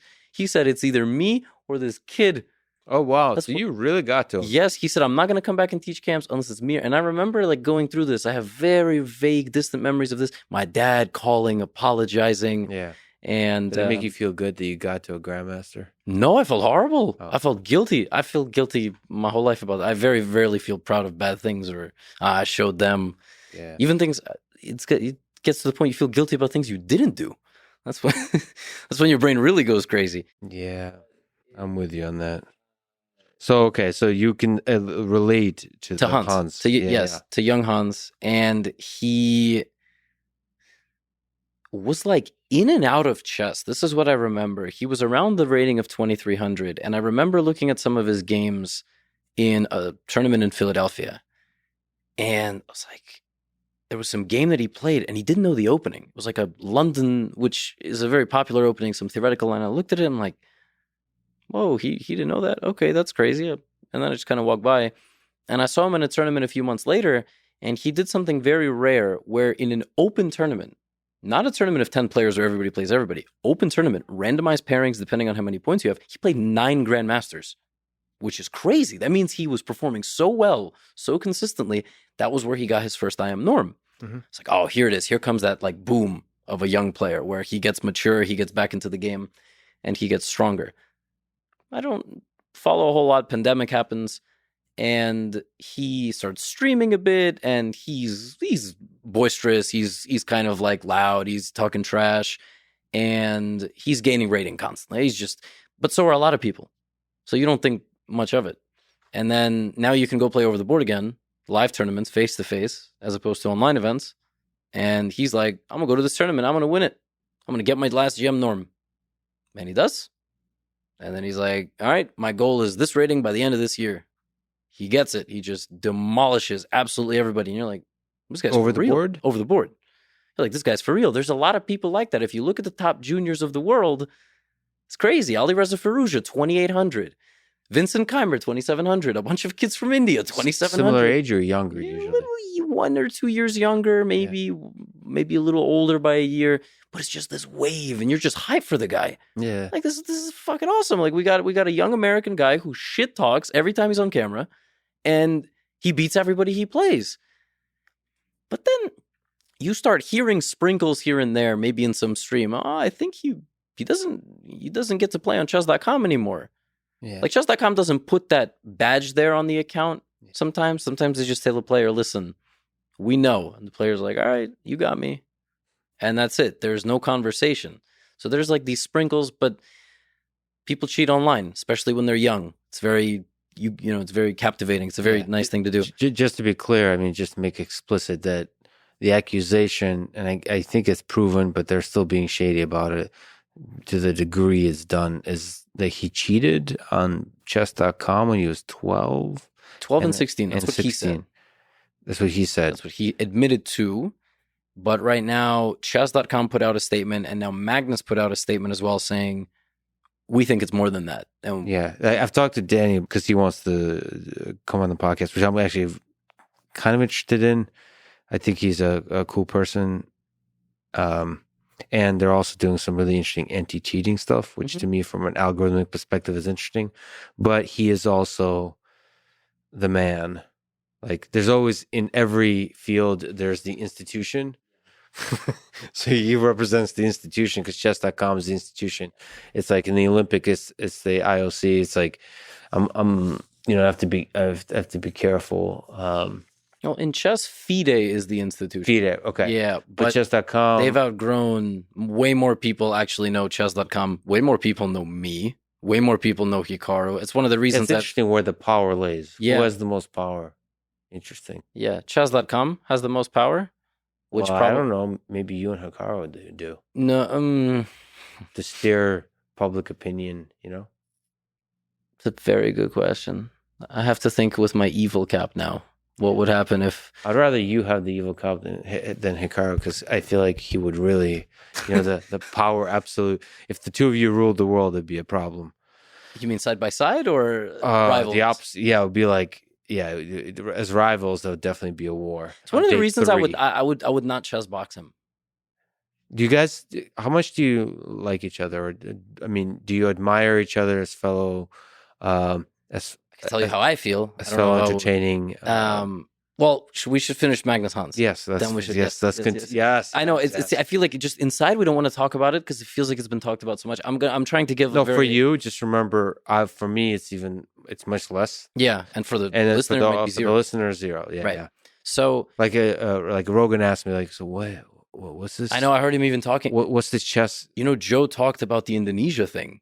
He did in some super random small thing, and that was a very funny moment. I told him about this drama a few weeks ago, and then he's like, "Yeah, this is interesting. Is the anal beads? Is that possible? Is that good?" I was like, "Yeah, I think it's possible."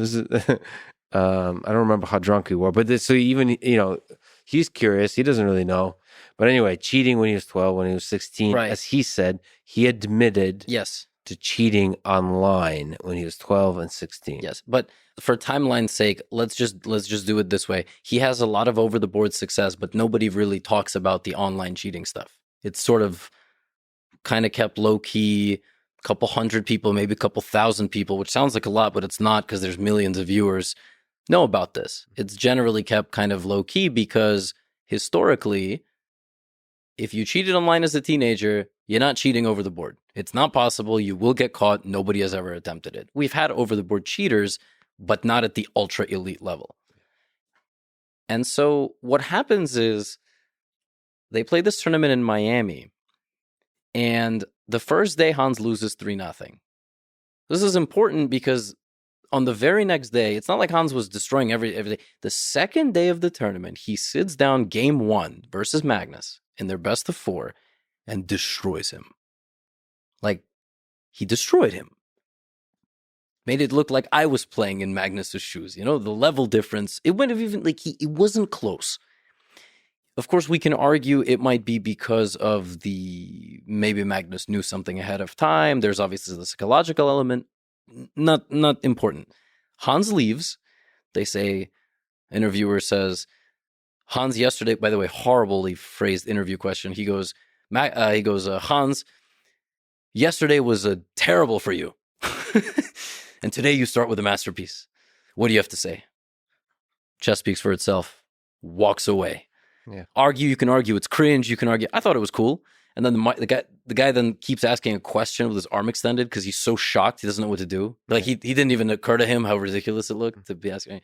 And then not only does Hans come back and loses the best of 4, he loses like 2 more games or maybe 3. I think he loses the next 3 games. He then proceeds to lose every single best of 4 match for the rest of the tournament. Yeah. He ends with 0 points and a prize money of $0. They put up the graphic. And he put Niemann 0. I think he got some minimum, right?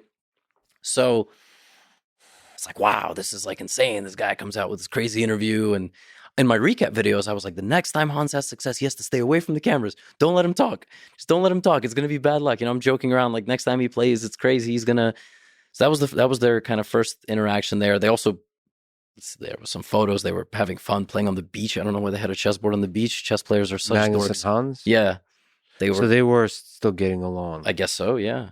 It's interesting because I talked to him at that time. Would he have mentioned something? Right. I wonder what he would have said if I asked him about Hans, because I was clueless. Did anyone care about Hans? Nobody. No. Hans is not a super known entity, right? He became much more known. He became probably a top 5 all-time popular chess player in the last 3 weeks. Yeah, so it's not. It wouldn't even be a worthy question. No, unless you don't know. Maybe Magnus already kind of knew. A lot of the top players, it seems, are coming out now and saying we already were suspicious. And it seems like Magnus might have known, but maybe not enough to address it. He still might not be willing to address it. Yes. Yeah. But anyway, so totally horrible tournament performance after. Correct.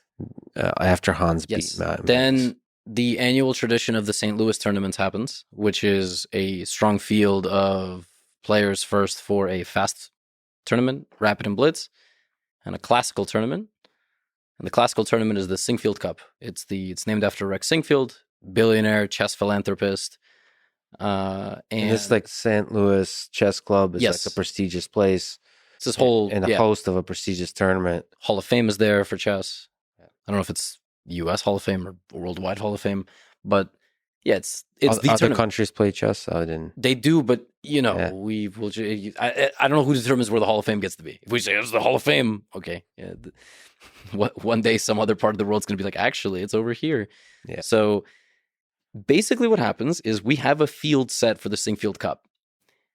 Set. It's the top 10 players in the world. Some can't make it, so okay, you get number 11 in there or something.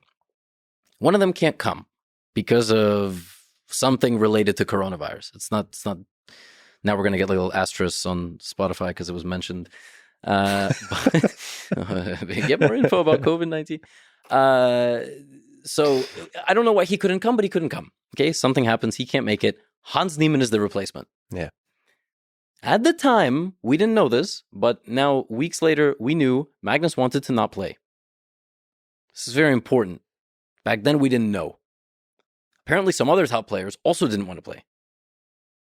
They also were suspicious. They also wanted increased anti-cheating measures, which, by the way, in chess are dog shit. Like, you give this little metal wand, and you put it on the little ears, body, and there's apparently an argument a micro earpiece would not be caught, something in the armpit vibrating would not be caught, something in the shoe. They don't make the players take their shoes off because it's too elitist.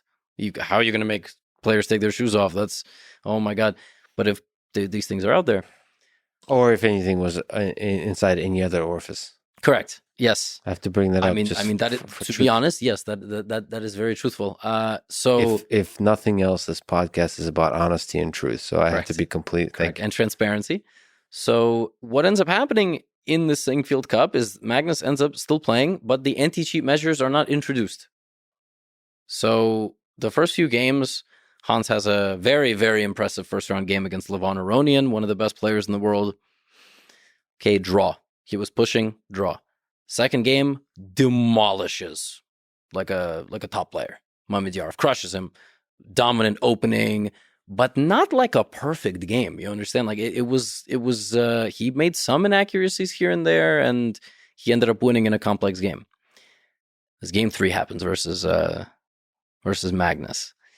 And not only does he beat Magnus with the black pieces, he dominates him from start to finish. So in the opening, Magnus played something with white that he had maybe played once or twice before. There was some big debate about it. I'm not going to get into it. Basically, a very niche, small thing that just he had never played in maybe a long game before, with some sprinkled in venom that might get Hans off guard. Mm-hmm. Hans proceeds to play like the first 15, 20 moves absolutely perfectly, and then converts the game into a slightly better endgame and squeezes Magnus to death. Basically beats Magnus with black, which nobody had done in years, the same way Magnus would have beaten other players. Then he goes and gives this interview where he claims that he had looked at those first 15, 20 moves right before the game, basically. He got lucky. Didn't he say he looked at something very similar? No, it was either similar or literally that exact variation, which is possible. Yeah. I've done that before. One of my best wins of my life. That morning I went, I'm not prepared. What if my opponent plays this Queen's Gambit accepted variation? Mm-hmm. And I literally learned the first 12 moves. He didn't know move 12. I killed him. Mm-hmm. Okay? Like, it just happens. Yeah. Unfortunately, when you combine that with other small elements of the interview, and now there's body language experts going all on this, it was odd. He gave an interview afterwards explaining various details of the game. But not really explaining them. That's the thing. The standard chess player interview is you sit down and you go, something about the opening, something about not, oh yeah, I looked at this right before the game. And then you explain various symphonies and compositions of variations, things that went through your head, things you were evaluating. But Hans's interviews are different. So everything about him as a chess player already is different, and his interviews are extremely strange and also different. Yeah. That's fine. But not when you combine it then with the world champion withdrawing right after you beat him and ghosting the entire chess world. Yeah, so there's for people who haven't listened to it, there's a kind of sloppiness to the way he analyzes the game. Like he's like, oh yeah. Like it's very because it's very obvious. Like, what do you mean? Yeah, I'm just completely winning here. Yeah, I'm completely winning here, and it's like I just played perfect. I played perfect. Like there's a sense of like, but it also doesn't. For me, again, a very outside spectator, it doesn't raise any red flags. That's just his personality. He seems to really like to talk this way, and plus, this could be crazy, but. Do you have a sense that he's more of an intuitive player versus like he's just not the kind of person that analyzes really well?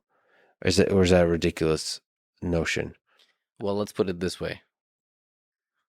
To succeed legitimately, because obviously this is a cheating scandal at the end of the day, at the 2750, 2800 level, the upper echelon of chess, you cannot be an intuitive player.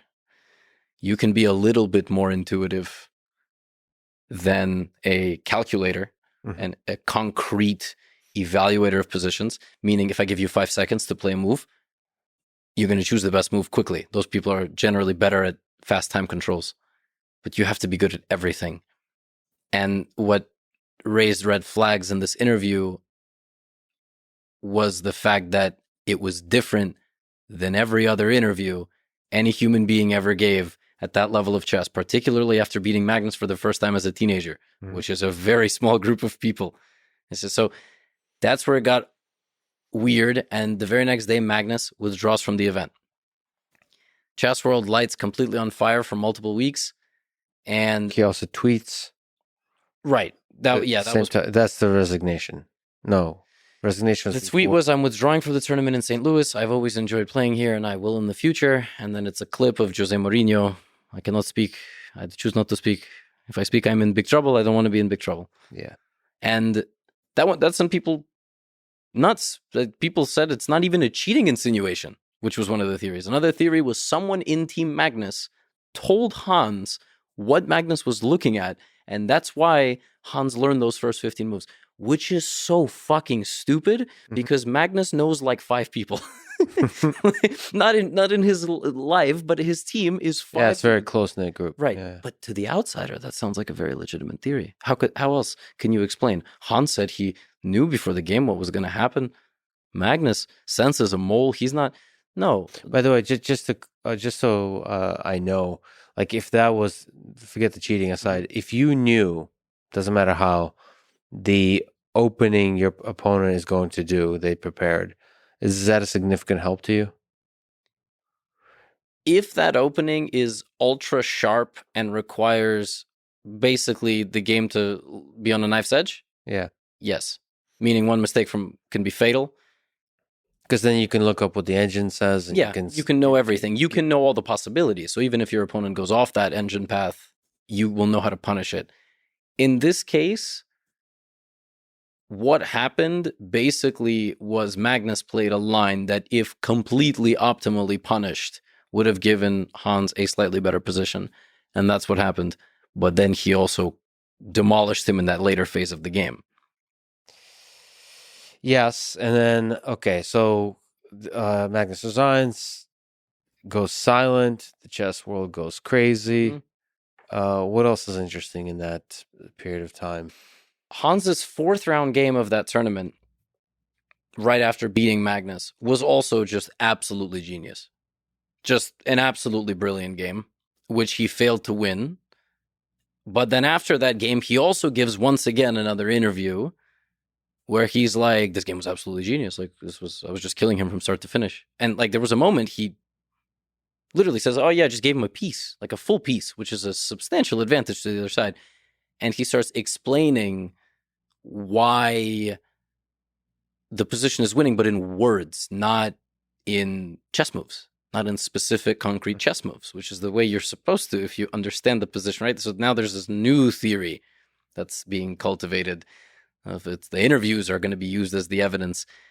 And beyond round 4, he just played like a good grandmaster.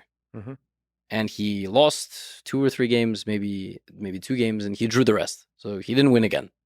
Like he beat the first 2 out of his first 3 games. He beat Mamedyarov. He beat Carlsen. And he also went on the attack himself. That was when he publicly admitted to cheating in an interview that he gave to the St. Louis Chess Club. That's when he said he has never cheated over the board. Then he said, Chess.com has banned me from the Global Championship, which is what I was invited to play. Privately, they banned me. They didn't even ban me publicly. And then he said, and Hikaru is on Twitch every day, saying things about me, this and that. And since then, nothing. Tournament finishes somehow. I don't know how we got to the end of the tournament. I really thought that it was going to get called off. But tournament ends. Hans hasn't said anything since then. So has he still said? When's the last time you said that? Was the last tweet that he sent, September 7th. Said Hikaru wants to play the victim, something like this. They faced each other again recently. When was it? What was that about? They played in the online event of this Meltwater Champions Chess Tour, which is a 16-player tournament where everybody plays everybody first. And after 15 games, the top 8 make a knockout bracket. and Magnus played the game. There was obviously a lot of hype prior for what was going to happen in this game. Magnus plays one move and resigns. Actually, I imagine he didn't want to play one move. I imagine he would have resigned the game as it was starting, but I think some websites don't let you resign before you make one move, because then the game isn't counted. Yeah. So I think he didn't want to play at all, but he played one move, and that made it even more epic, I suppose. And he resigned, and that was that. Like, So you still you lose, that game counts, right? oh, game count. You lose the rating. These online events, unfortunately, don't count for any sort of rating. But on a tournament, yeah, you play one move. Yeah. So he resigns, and then how does the tournament still work out? Is the tournament already over?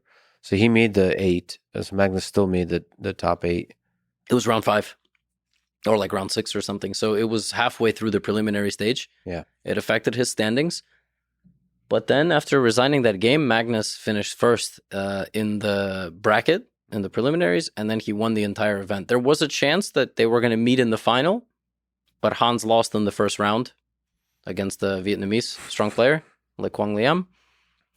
And then Magnus gave a short interview to the live broadcast where he said he would give a statement at the end of the tournament, and then he did. He gave a statement at the end of the tournament, and now here we are. The only other thing missing from this is the very intense scrutinization of all those over-the-board games that I mentioned earlier that Hans dominated in.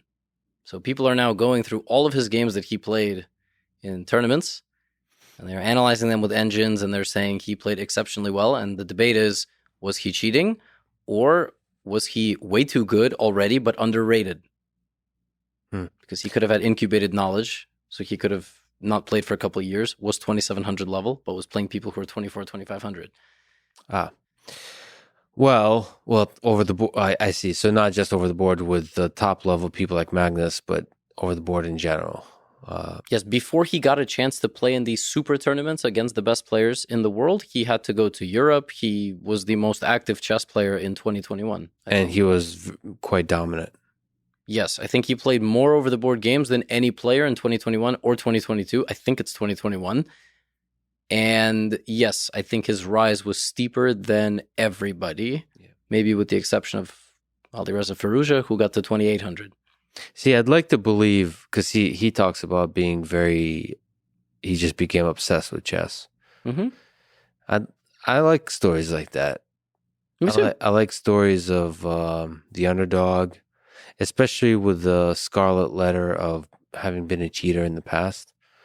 I like the idea of somebody who is flawed psychologically and ethically, and just a full fascinating personality, and this somehow just becomes obsessed. I mean, similar to Bobby Fischer, is also a tortured soul, also flawed, also just chaotic all over the place. You could see Bobby Fischer being somebody that might cheat when he was 12. Right, on online chess, right? Like if it existed, yeah. Actually, I think in some podcasts, like small chess podcasts, I don't want to. I like Ben Johnson, so I'm apologizing for calling it small. But compared to, like, let's say Lex Fridman podcast, it's what's his podcast? It's Perpetual Chess. It's kind of like, oh, I love Perpetual Chess. What, you joke? Really? How dare you call? Yeah. Wait. All right. I'll show you. Because it does a lot of, it talks, it makes me feel special. Let me see, where is it? Perpetual Chess. He does like Improver series. Yes. Yeah. Yes. Yeah, he's great. Ben, I forgot, I'm so horrible with names. His name is Ben Johnson? Yeah, it is Ben Johnson, that's right. Yeah, the Perpetual Chess podcast. That's amazing. See, Lex, when even individuals like myself who might have a large audience, when I look at you, you're just at a different level. I don't expect you to be listening to chess podcasts during the day. I just imagine you're doing something to change the world, or talking to some visionary people. Well, I should say, I've been running a lot, and I listen to podcasts a lot because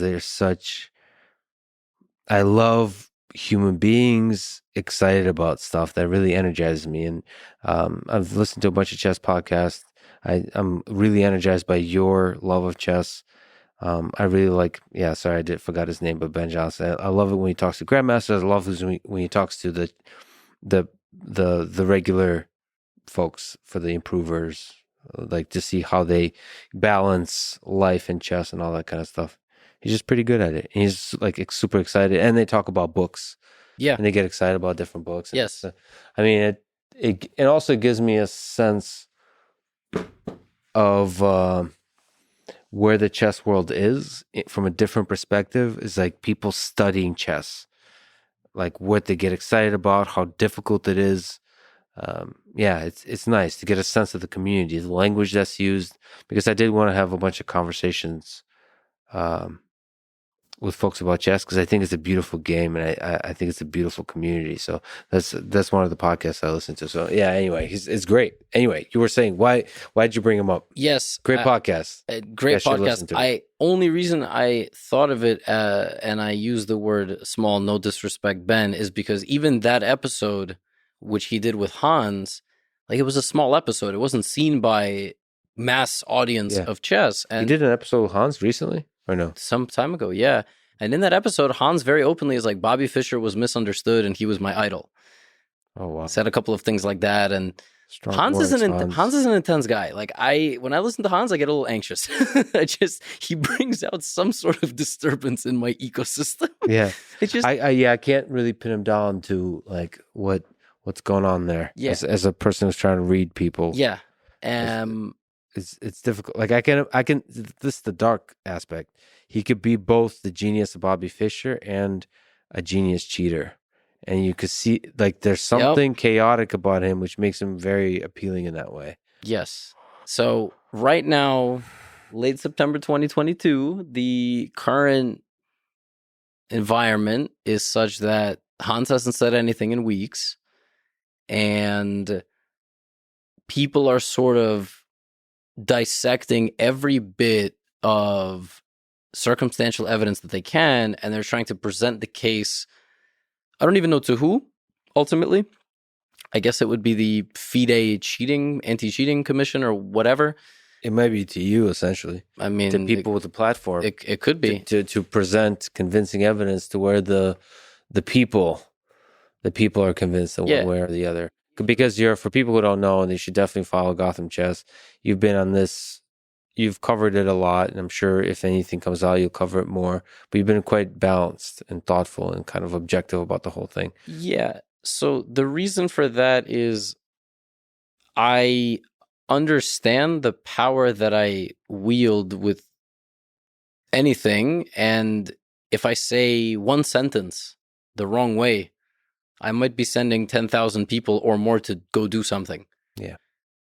And I hate that. I want to present the evidence and I want the video to end and people go, okay, I understand. Not, I'm gonna go fuck someone up. Yeah, you know what I mean? Like, because and I also believe that even if Hans is guilty, this goes all the way back, he's a human being.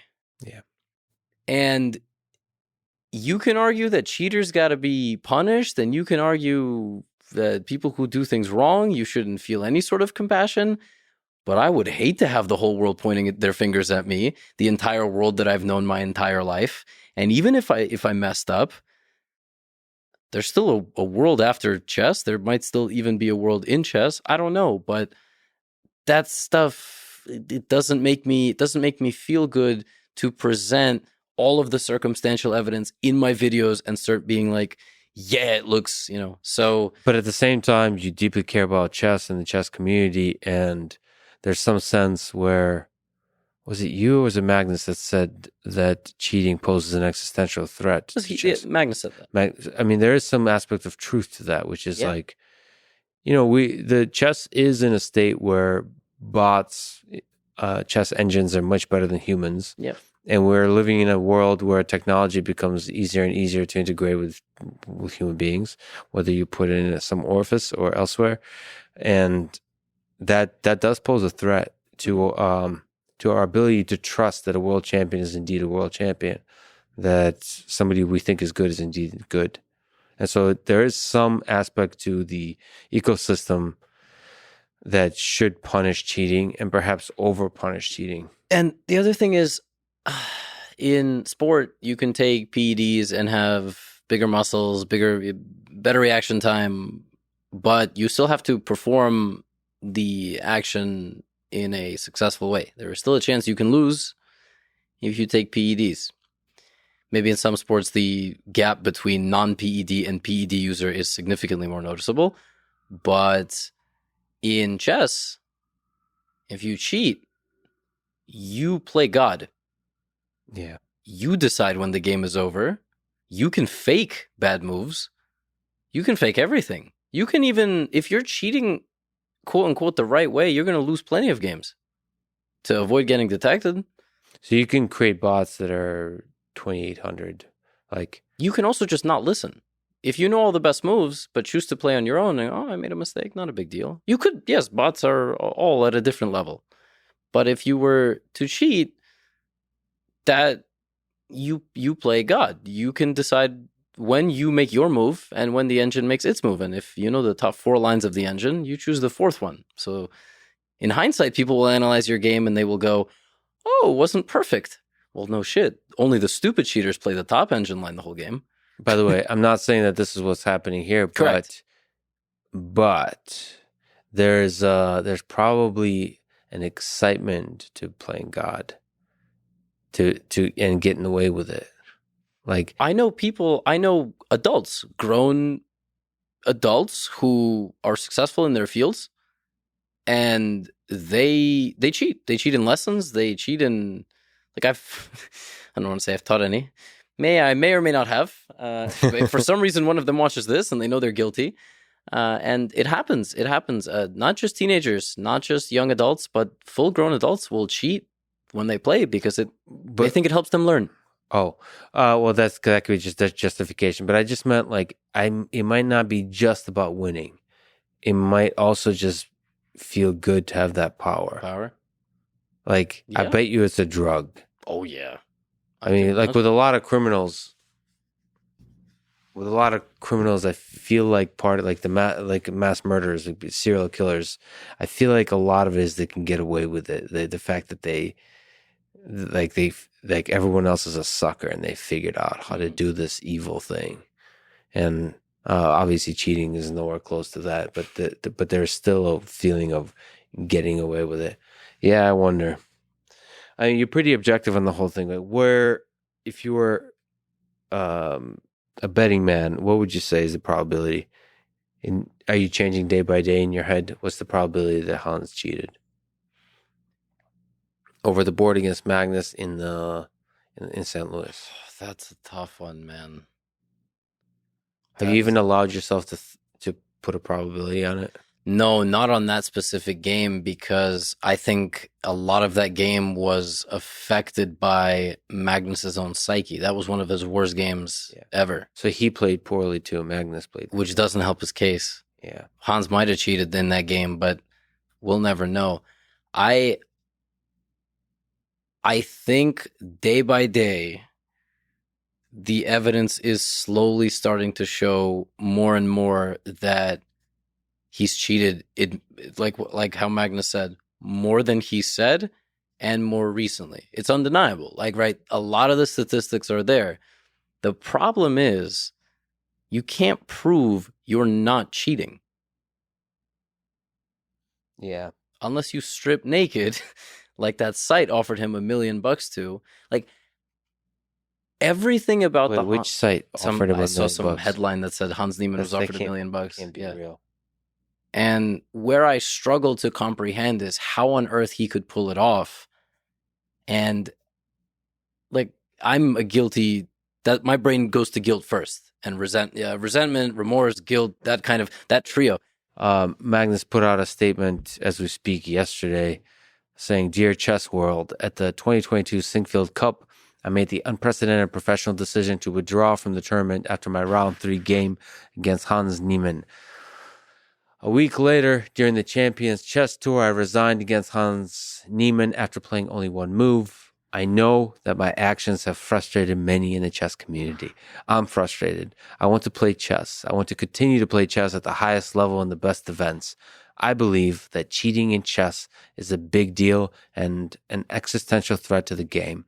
I also believe that chess organizers and all those who care about the sanctity of the game we love should seriously consider increasing security measures and methods of cheat detection for over-the-board chess. When Niemann was invited last minute to the 2022 Sinquefield Cup, I strongly considered withdrawing prior to the event. I ultimately chose to play. That's the thing you're referring to, is that he can, like, now we know he was torn about the whole thing. I believe that Niemann has cheated more and more recently than he has publicly admitted. His over-the-board progress has been unusual, and throughout our game in Sinquefield Cup, I had the impression that he wasn't tense or even fully concentrating on the game in critical positions, while outplaying me as black in a way I think only a handful of players can do. This game contributed to changing my perspective. We must do something about cheating. And for my part, going forward, I don't want to play against people that have cheated repeatedly in the past, because I don't know what they're capable of doing in the future. There's more than I would like to say, unfortunately. At this time, I'm limited in what I can say without explicit permission from Niemann to speak openly. So far, I have only been able to speak with my actions, and those actions have stated clearly that I am not willing to play chess with Niemann. I hope that the truth on this matter comes out, whatever it may be. Sincerely, Magnus Carlsen, World Chess Champion. How would you sign off your statements? If I was a world... Yeah. No, just say whatever. Lex Fridman, what would be the title? Yeah, I don't know. I think I would not... Even if I was a world champion, I would just say Lex. Or make up a title. And I feel like I really fucked up in life if I have to tweet a statement as an image. That's like when you're a politician and you got caught cheating on your wife.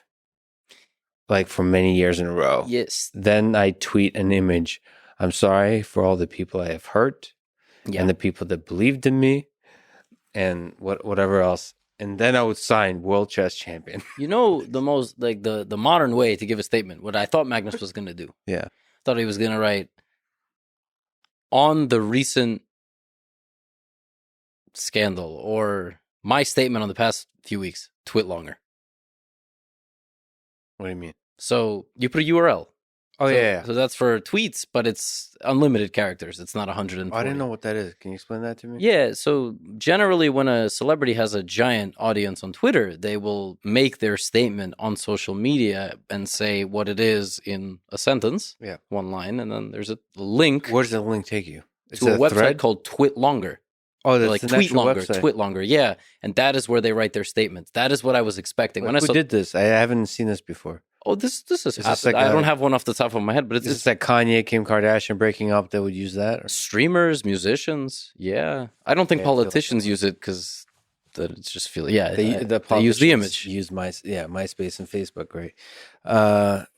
Yeah. I would probably go. See, I like. I mean, I'm not just being biased here just because I have a podcast. I'm a huge fan of podcasts. I feel like I would go on a podcast to talk about it with somebody I trust. So like long form and discuss it. Thought he was going to do that too. In fact, I wanted to write him a message and be like, I can be that guy for you. I have a very strange relationship with Magnus because... Good, bad?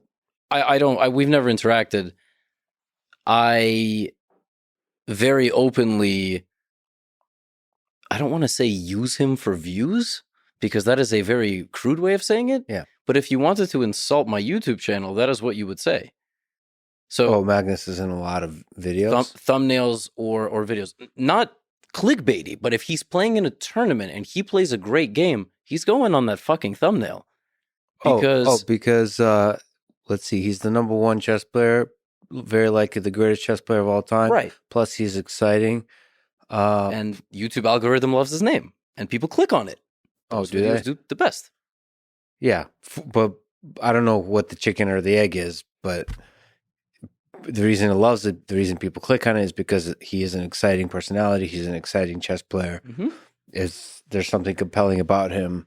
Yeah, he knows how to, in a subtle, dry, wit humor way, talk shit. with the silences and all of that. Yes. He knows it. He knows the whole game of it. Specifically to Magnus, my relationship with him, we've never interacted. And throughout the last couple of years, he generally has interacted with Hikaru as a competitor. Mm-hmm. He has done some collabs with the Botezes. He obviously has talked to Ludwig, who's a very, very big streamer. And part of me regrets the fact that when I was smaller as a YouTuber and a Twitch streamer, I'm sure I used to make jokes or some tweets at Magnus. Like when Magnus would tweet something, I would try to respond so I could be the top reply because that was my social media. I literally think I once responded to a Magnus tweet and saying responding for engagement because it was it wasn't some controversial tweet. Yes. It was just something funny. And I went, haha, responding for engagement. Because I was just being a little bit of an idiot. And I knew that if it got enough likes, it would be at the top. And people would see me, my brand, and just get to know me. This is the type of... Please don't use the word brand, but yes. Yes. But yeah, no. And your worry is that he wouldn't take you seriously. He wouldn't take me seriously. And if I was one of the best of all time and I saw some dude on YouTube just kind of being a moron and I'm all over his thumbnails, I can imagine he has a very legitimate case. I appreciate your humility and self-critical nature, but one of the realities with people like him is he wouldn't hold a grudge or not treat you seriously. I'm pretty sure he's a fan. He's a big supporter. He doesn't watch YouTube videos. I like can of imagine. that kind. I barely watch YouTube videos. I think of chess. Like yes. He might watch like more fun chess adjacent stuff, but he just doesn't. It's not for him.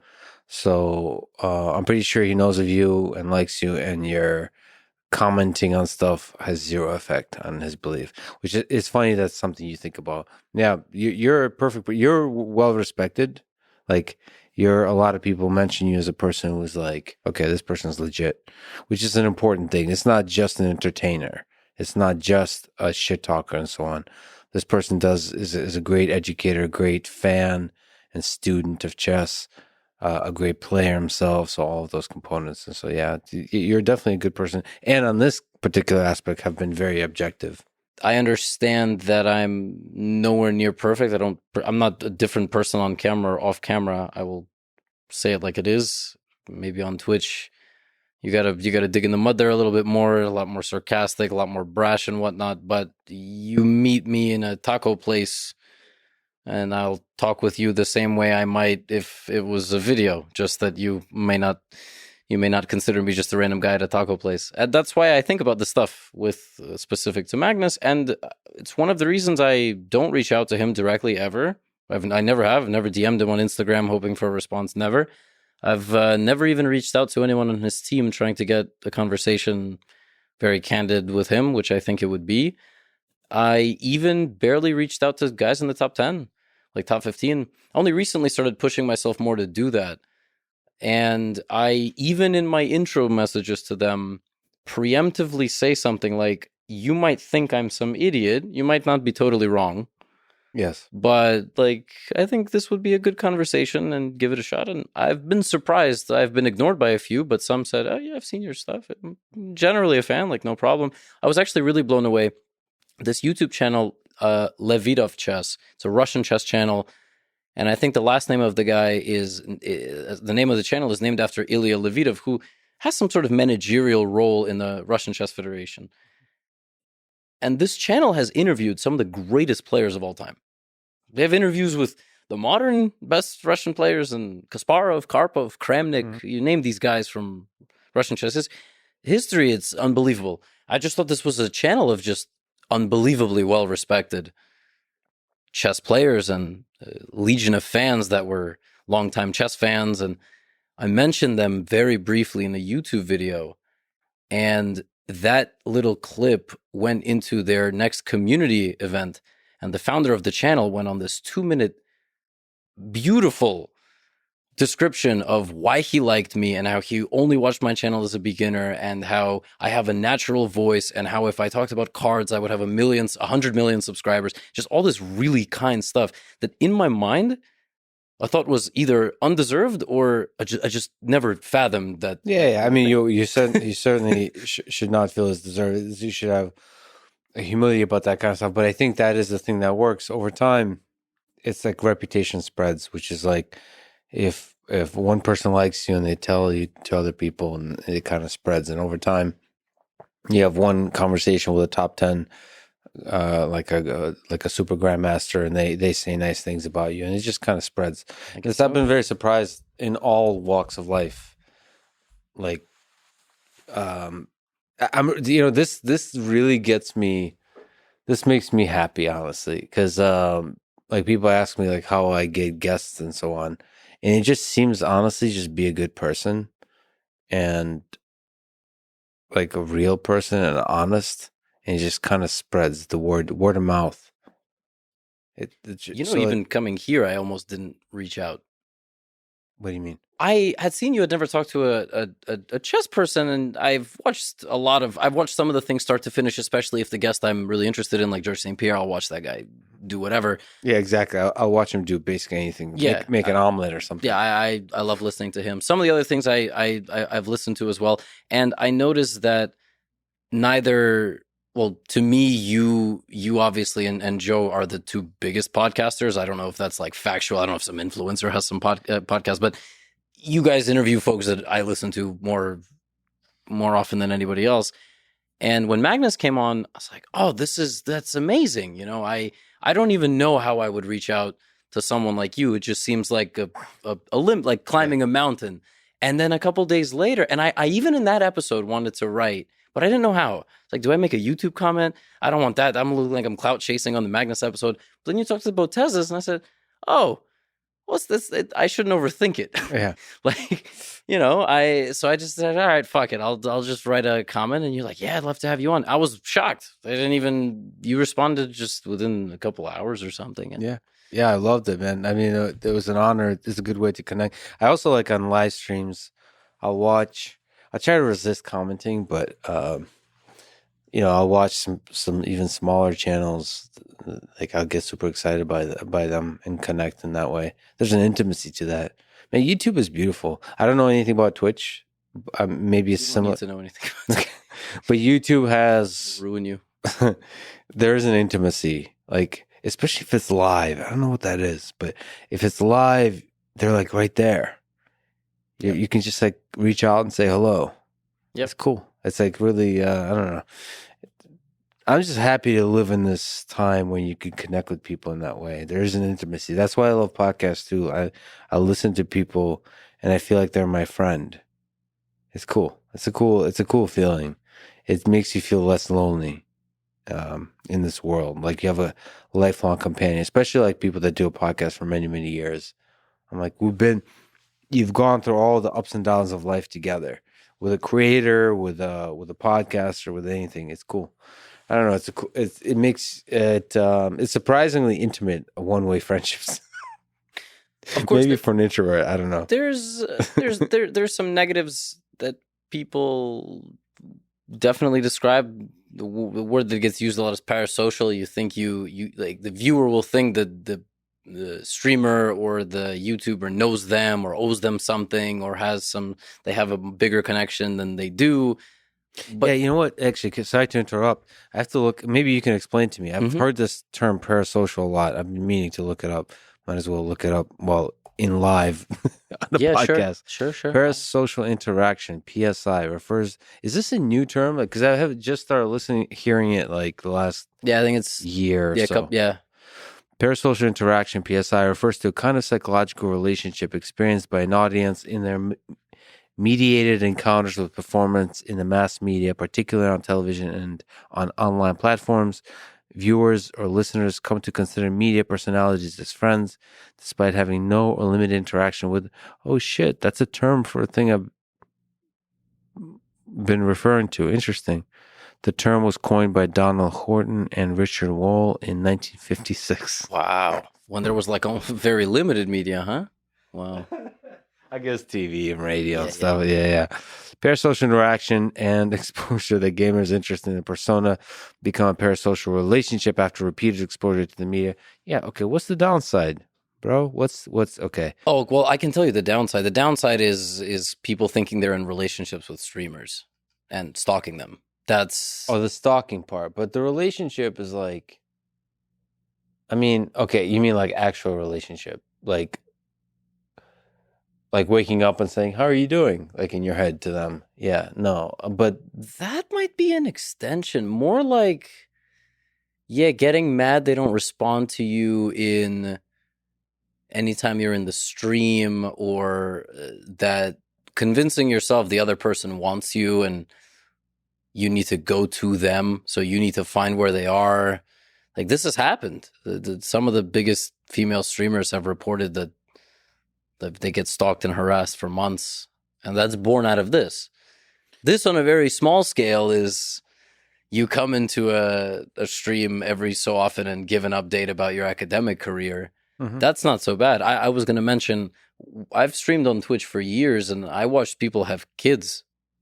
Like, people will come in over the course of months and say, "Hey, man, I just took the bar exam. Yo, man, like, I'm having my first kid." And that's crazy. That's amazing. yeah. But if they do it in a healthy way, that's one thing.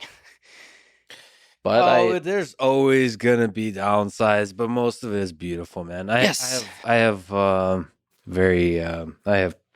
guess parasocial relationships of people that take it a little too far, but it's all love. You also have a fundamental belief and hope in people to be good.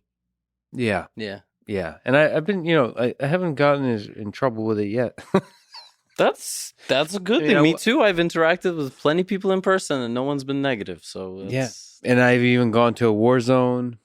I can't. There hasn't been. People have been very. I don't know. People have only surprised me in the positive direction, in the depth of the capacity they have for compassion. Okay, so now we're in this weird place with the cheating. Can I ask you a question about how it's possible to cheat? Like, if you and I, the conversation you're gonna have with Magnus, we're gonna play chess. If we're trying to figure out how can you beat him, what are the different ways? Do you think over the board chess? What are the ways Cheating? to cheat? Yeah, That's where I lose the thread because I don't know. so that's what I immediately went to. Is like the engineering challenge of cheating. Right. Well, that's because that's Like how you're good at that. I mean, you're not good at creating cheating in over the board situations. I'm just saying your brain works differently. I just choose to not even, like, I can't entertain that. I can come up with some bullshit, but it's not going to be anywhere. Oh, your mind is not like immediately attracted to pulling at that thread of like, how would you fuck with the system? Yeah, my mind stops at, that would have to be a really sophisticated thing, and that's it. It doesn't go any further. My brain every day thinks about the best way to compartmentalize chess into a digestible format and put it out into content. Chess. That's what I think. On the board, chess, not cheating. Yeah, I just think about YouTube. I just think about that. That's currently where my mind is fully focused. I'm also working on like a book. So that's what you're thinking. Yes. Yeah, see, for me, because I've built chess engines that without understanding chess much, as like, as anyone does who's interested in AI, you build all kinds of systems that do all kinds of stuff. And chess is just an easy game. Like, it starts with Othello, goes up to chess and Go. It's just a great benchmark, a great place to explore different AI algorithms, from search to machine learning and so on. But to me, cheating is like, it's a similar kind of ideas. Well, if I make it a board instead of 8x8 to 10x10, like, how does it change things? And with cheating, it's almost like expanding the engineering challenge of chess out into the real world. To me, okay, so just allow me, I know cheating is horrible and everything, but Stockfish, AI engine, and human working together in interesting ways, forget chess, just machine and human working together to expand the capability of the human is really fascinating. And that's like a beautiful thing to me. Of course, purely for the chess game, it ruins the game. Yeah. But I just like thinking of how AI can interact with the human in ways that it's frictionless. Like, like Neuralink brain-computer interfaces dream of directly connecting the human brain to AI system. The problem in this case is I don't think the human and the AI are interacting together. The AI dominates. The human is just the mechanism that makes the moves. I actually played, if I may, I don't. Maybe I need your advice on this. I thought, and I told myself I won't do it, and then a friend of mine said, and a couple of friends, and both of them are previous guests in this podcast, told me I definitely need to do it, which is, connect. So I already have for the chess arm that I built. This computer vision on the chessboard is able to extract from vision, the way you do optical character recognition, extract the board. So I was gonna just build that cheating system to demonstrate it with. The reason I thought it was interesting. So something we didn't mention is I don't know who started this rumor, but the rumor started that it might have been like anal beads. Yeah. I don't know who started this, but I do know that Elon magnified it. My username was dead center in that thing that he retweeted, which was hilarious to me. You're using what do you mean? Like for a tweet. He retweeted the clip, but also the copy pasta, like the paragraph that was like describing the whole anal beads theory, and dead center in the middle of that paragraph is, as GothamChess says. And nice. The worst part about it was I was literally tagged. So it was as user/GothamChess says. So every time that paragraph gets posted on Reddit, I get tagged. It's getting posted a lot. So yes, but yes, he tweeted. And then there's also the funny thing, which I really love. The weirdest, most entertaining thing. Was that part of the same thing where plot twist, Magnus has been using anal beads this whole time. Yeah. That's how he got. Yes. I love that so much. Okay, but anyway, there's a. I quickly realized that there is. I have to admit that I know not much about sex toys, and then I quickly realized that there's a lot of sex toys that have Bluetooth capability that you can interact with. So it's very easy to connect stockfish to sex toys. Actually, wow. Actually, yes. So apparently that's a popular thing. Like a lot of sex toys are Bluetooth enabled, so you can communicate with them. So this is actually pretty trivial to do. Not trivial, but then in fact there is there's several libraries. One of them is really active, called, now this is on GitHub, friends. It's in Rust, but I think there's Python wrappers. It's called Buttplug. Is the name of the library that communicates with it supports a bunch of different devices, a bunch of different like vibrators and all that kind of stuff. But then I looked at the kind of vibrators it supports, and they're all like creepy looking. I mean, like it doesn't have I don't know. It felt too dirty, you know. Like there's a line, I was like, is this not gonna? Because the reason I like that kind of stuff is I like the joke of it that ultimately is somehow educational. Because to me, I really care about AI, and this is a cool little project to do. It's super easy to share. But I was thinking about doing it. At first, I said no. It kind of feels dirty, but then the aforementioned friend said no. You should definitely do it. I like the who's your test subject?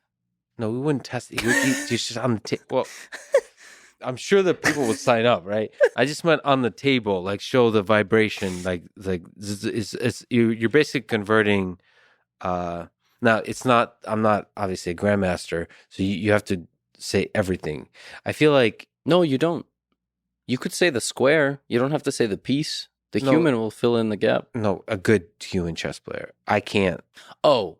That's okay. That's the point I wanted to make is like, for me, I would like to know the actual move I need to make. Yeah. So I need the full information. Right. So I have to convert the bishop c5, whatever, to Morse code, which is a lot of vibration. Yes, exactly. But it still works. It's hilarious and fun. So I was thinking about doing it, but because it's pretty easy to do. It would be just like a fun exercise. I love a mix of technical rigor and humor. Well, this is the perfect project for that. Right, exactly. Yeah, this was born, I think, out of a user comment in a Twitch stream. So I thought it was born on Reddit, this theory, but I think Eric Hansen was streaming Chessbra, and someone in his chat made that joke, and he read it out loud. That was the first time it was read out loud, and then somebody clipped it, and it became international news. Like, have you followed how big the traction got on this anal beads thing? No.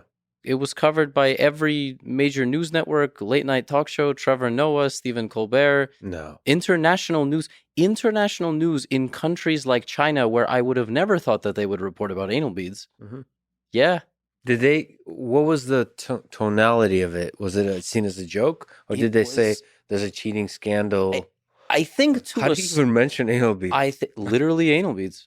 Like just accused, accused, denies cheating with anal beads, which he never did. He never denied cheating with anal beads. It was a joke internet theory. If I was him, I would lean into it. Yeah, I can't imagine, man. Like I don't know what the right thing for him to do is, but it's. Are you not touching this one? I've talked about it. I don't say the words anal beads in my YouTube videos, but I'll say beads. The thing is, do you think I should do the code thing? It's like a tutorial. Sure, yeah, I think it would be hilarious if you find a way to do it. Yeah, you can show that it is possible to theoretically vibrate via Bluetooth chess moves, and if someone shoves it up their ass, what?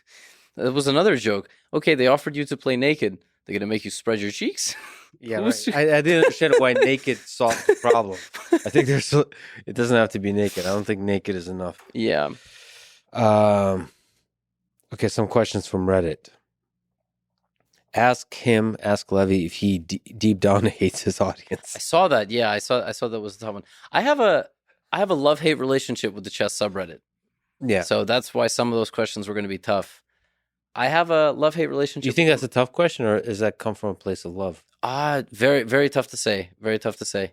Love and hate, like, they're basically next-door neighbors on Reddit, I feel like. Correct. They oscillate very quickly between each other. Yes. So Reddit chess specifically, I think, is mostly folks who are around before the chess boom. So the chess... This is the chess subreddit? Sorry to interrupt. Yeah. So a lot of them have been around for 5 years, 7 years, 10 years, even more. And I think the average age on Reddit is lower than the average age on the chess subreddit. I think that the chess subreddit is beyond the age of 20, maybe even 25. Like a lot of folks there are ancient people in their mid-20s. Yeah, well, I mean, not 15 or 16. Anarchy chess is younger. So anarchy chess is basically chess memes. That's the subreddit Yes, name? You got it. Yeah, Anarchy chess. It's great. A lot of stupid memes on there. Do they like you or no? Or is it love? They did until my crypto sponsorship. Which is a separate convo that I'm more than happy to have. So my relationship with the Reddit chess subreddit is tough because my content on YouTube stops at a certain point with them.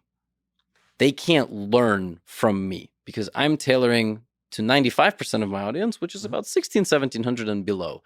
And I have a lot of content where I jokingly make fun of low-rated players. And everyone's in on it, and we all have fun. And I laugh at myself a ton.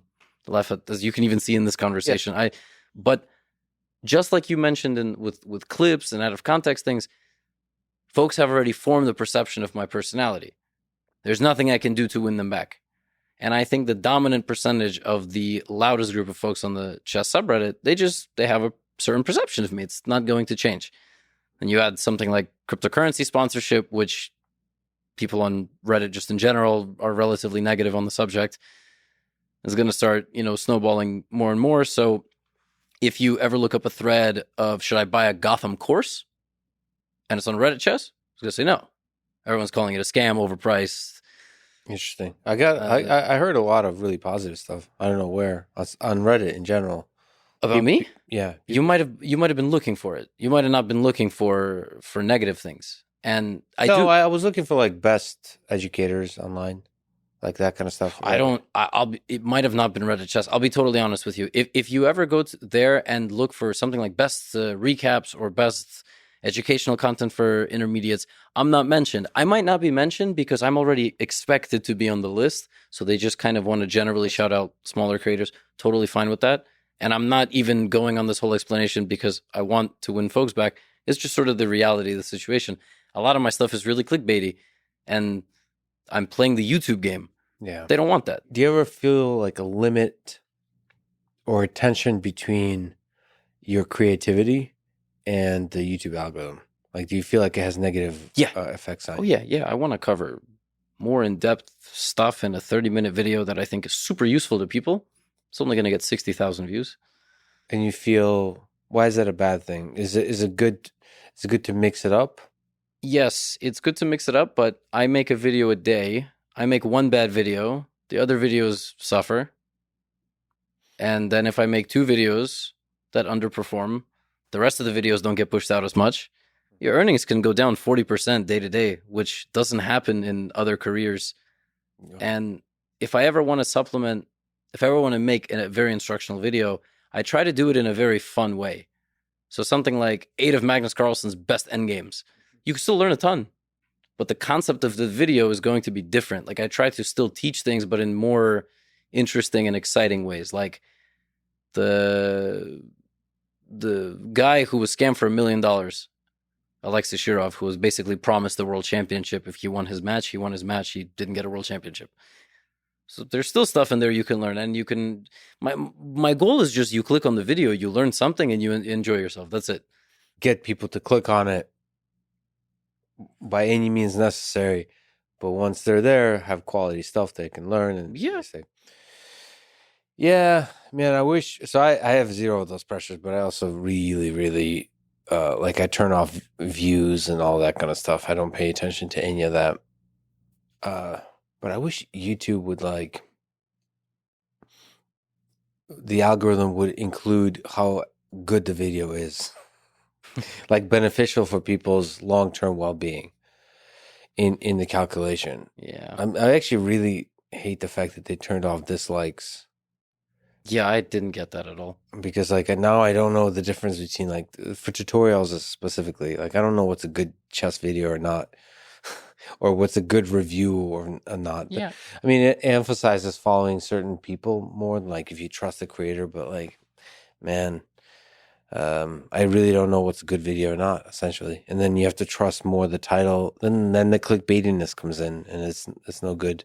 You have to use your own gut instinct as opposed to data. It sucks. Yeah, there's videos that have almost no views that are still great. Incredible. Yeah. And some of the best ones.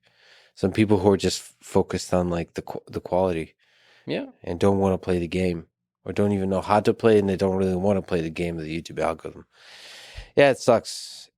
It sucks, especially given how dominant YouTube is in in defining the sort of the creative energy of our whole civilization of the youth. Not just chess. Not just chess. When you're going to chess box against Eric Rosen. This is a question from Reddit. Chessbox. You said your hands are all messed up. Yeah. Are you training for something or regular like? So I also just remembered we never talked about Hikaru, so I can talk about Rosen and Hikaru in the same chess boxing. Oh shit! All right. Sense. Is this your McGregor like shit talk segment? No. Eric Rosen is actually a close friend of mine. I probably have 5 of those, and he just so happens to be. Not just a chess streamer, but we talked about buying homes. We've talked about he's stayed at my place. He took my wedding photos. I flew him to New York and paid for all his stuff just so he could hang out with my wife and I, and take some 6 a.m. photos in the sun in the park. So he looks familiar. Yeah, so he's a good friend of mine. Now, in terms of chess boxing, chess boxing is this really fascinating sport where you have boxing, but you also have chess and you have rounds. So you start a chess game with a clock.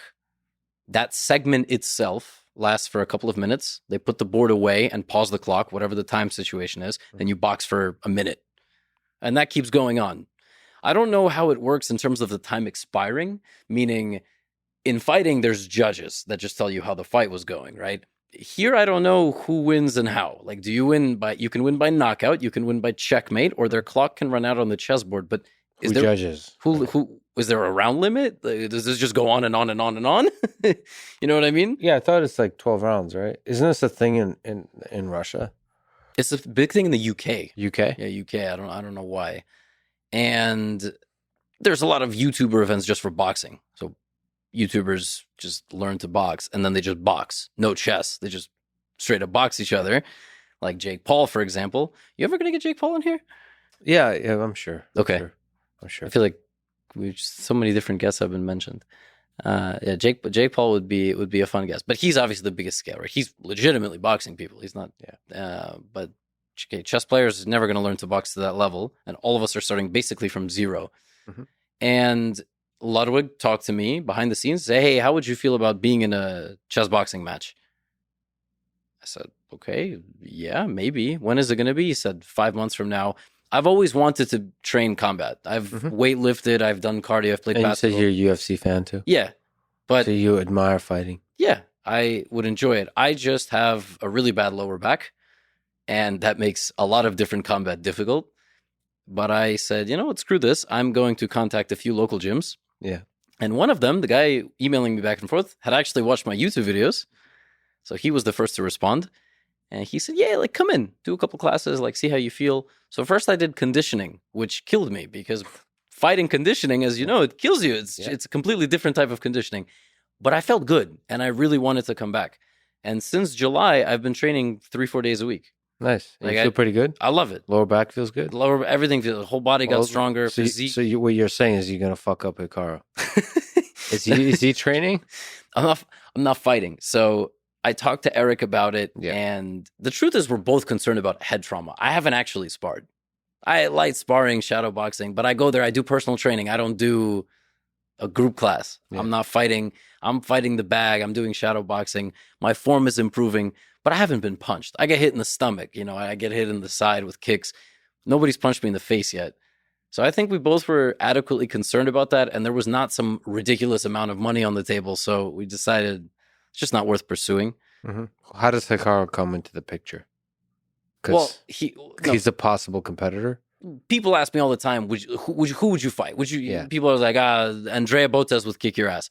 Yeah. That's a tough one because I can't. What am I going to say? I'm going to fight a woman who I'm larger than, and so I just have to take the L against anytime a woman is mentioned. That's fine. I'm like 0-6. There's no winning that one. Right, exactly. So I've lost to both Botas's, Anna Rudolph, Anna Kremling.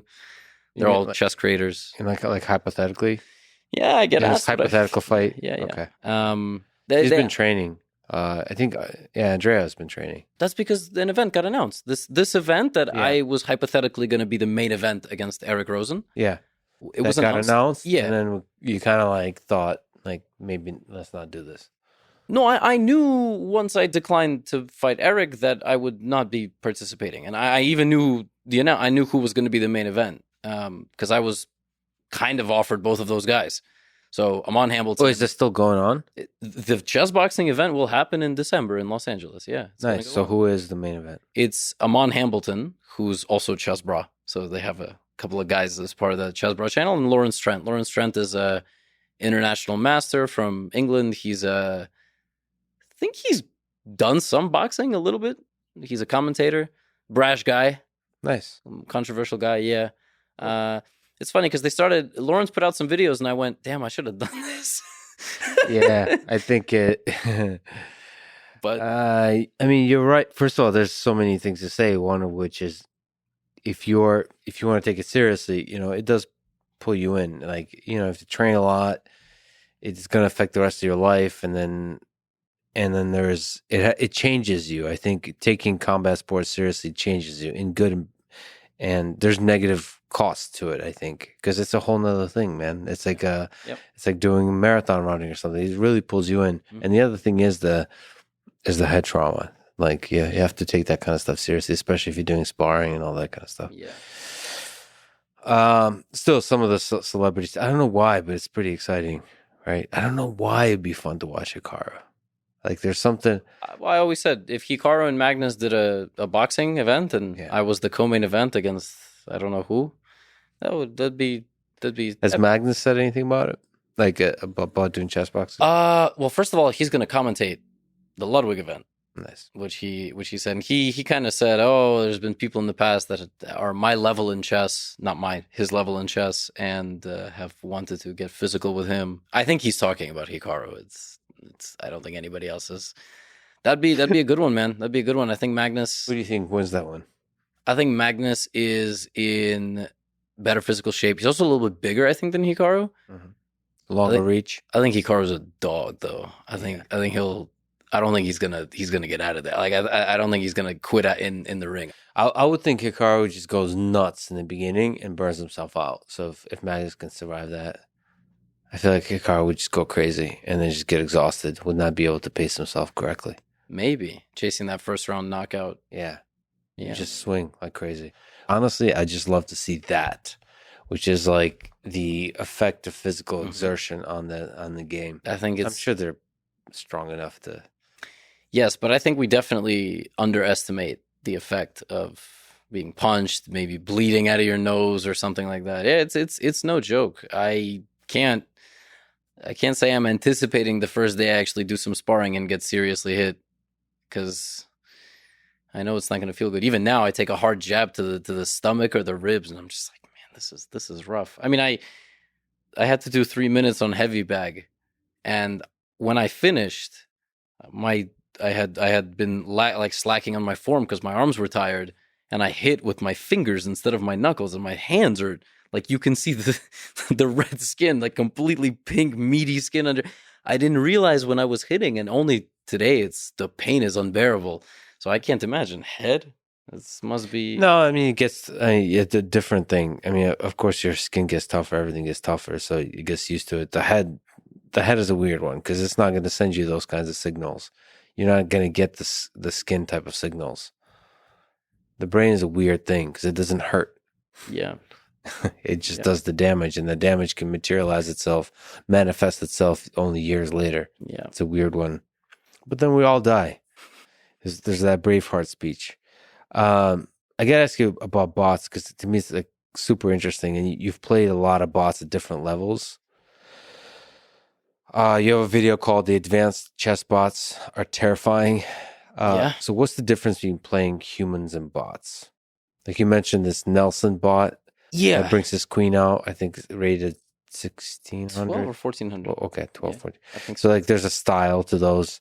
What's the difference between the way bots play and the way humans play? A lot of people prefer playing bots because they have anxiety playing other humans. It's a very legitimate thing. Interesting. A lot of beginners, they don't like live chess. They get nervous, elo anxiety. You get close to your highest ever rating, you panic. Happens to me too. Yeah. Happens to me even now.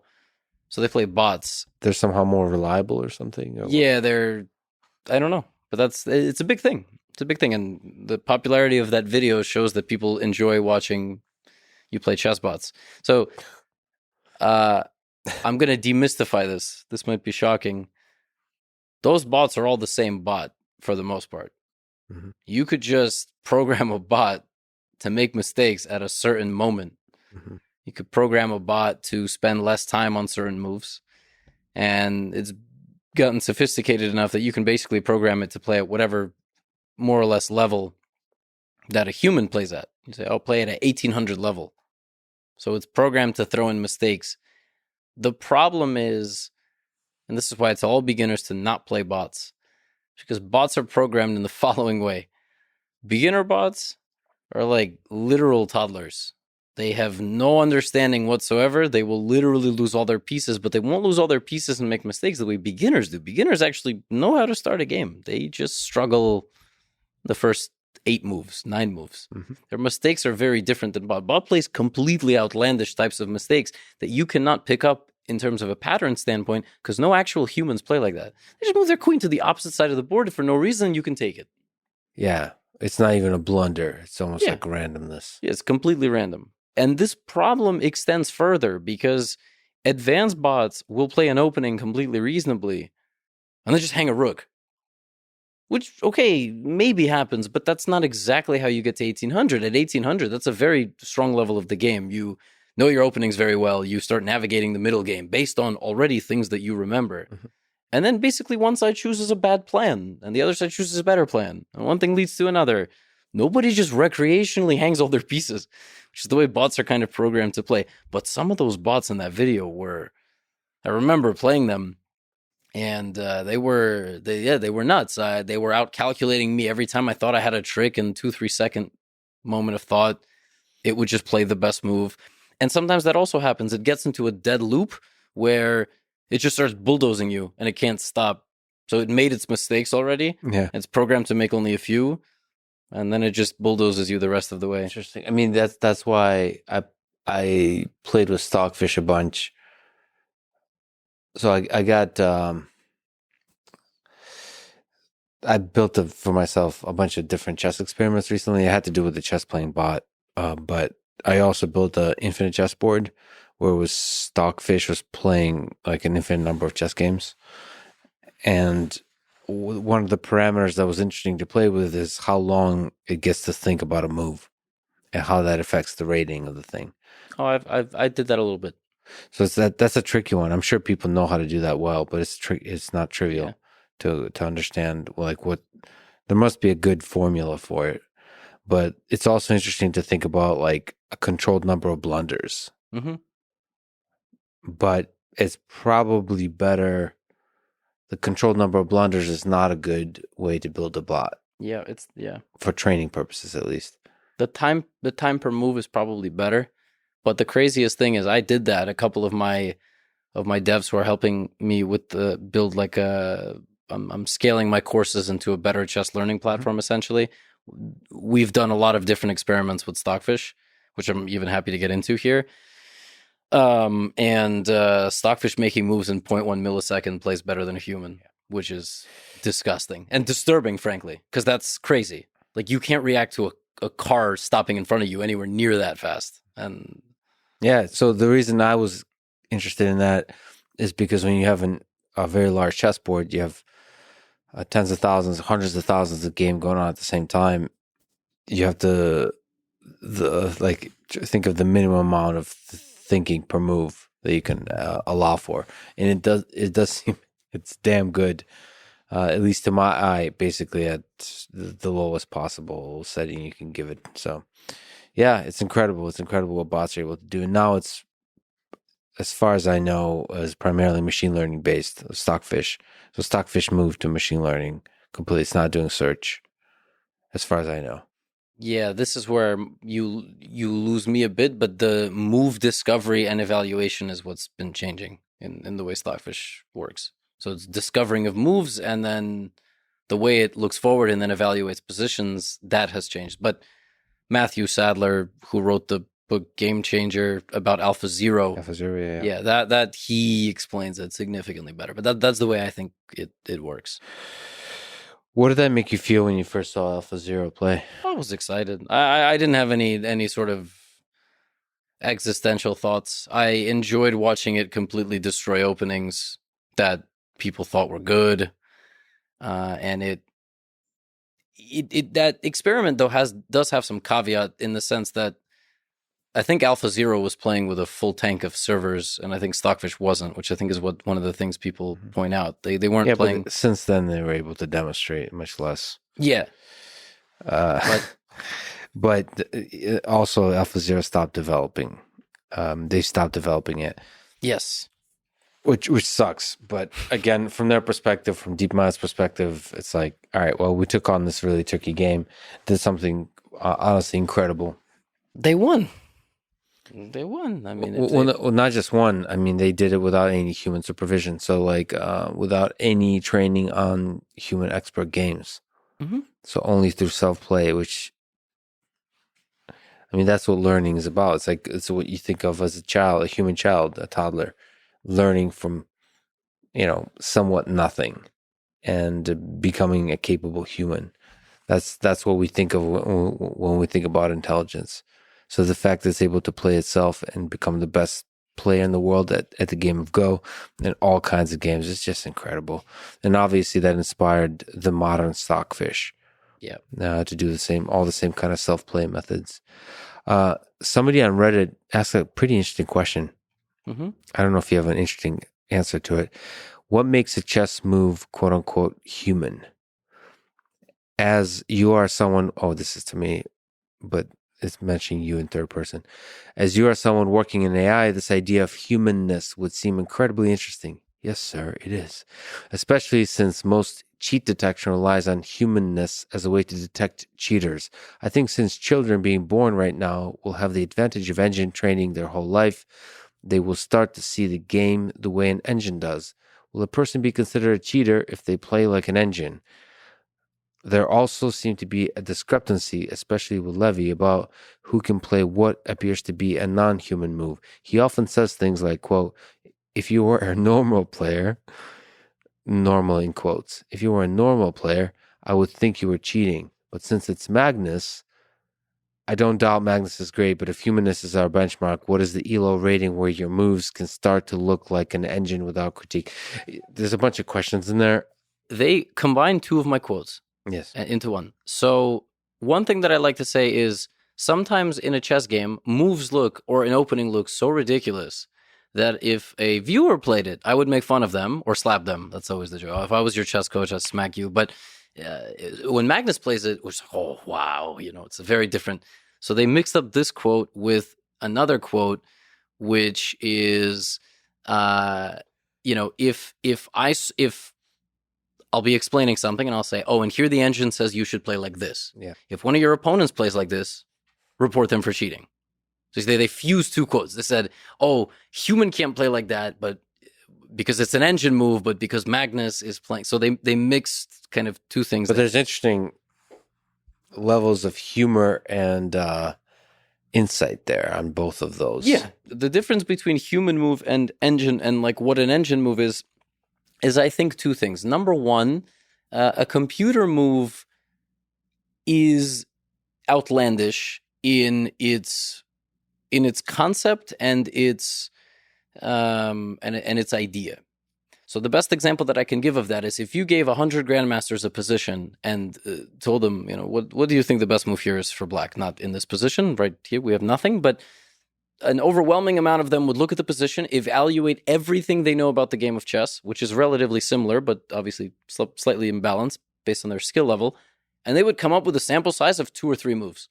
Mm-hmm. And in comes the computer with a fucking haymaker, and suddenly everybody goes, everything we know about chess has gone out the window.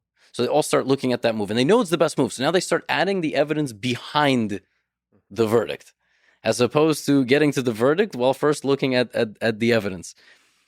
So the concept of it and the idea of it is so outlandish based on a certain type of position that you can't fully grasp it. You have to continue to beg the engine to tell you what the variation is. A move is only good if its extension is good. That's the way chess works. So if like a move is good, it's because the computer has seen that the various branches of things going forward are also good. So you bring all that back. And no human could have even conceptualized that initial thing. But the second thing about computer moves is they look counterintuitive. So if you might be in a position where it looks like the demands of the position are A, B, C.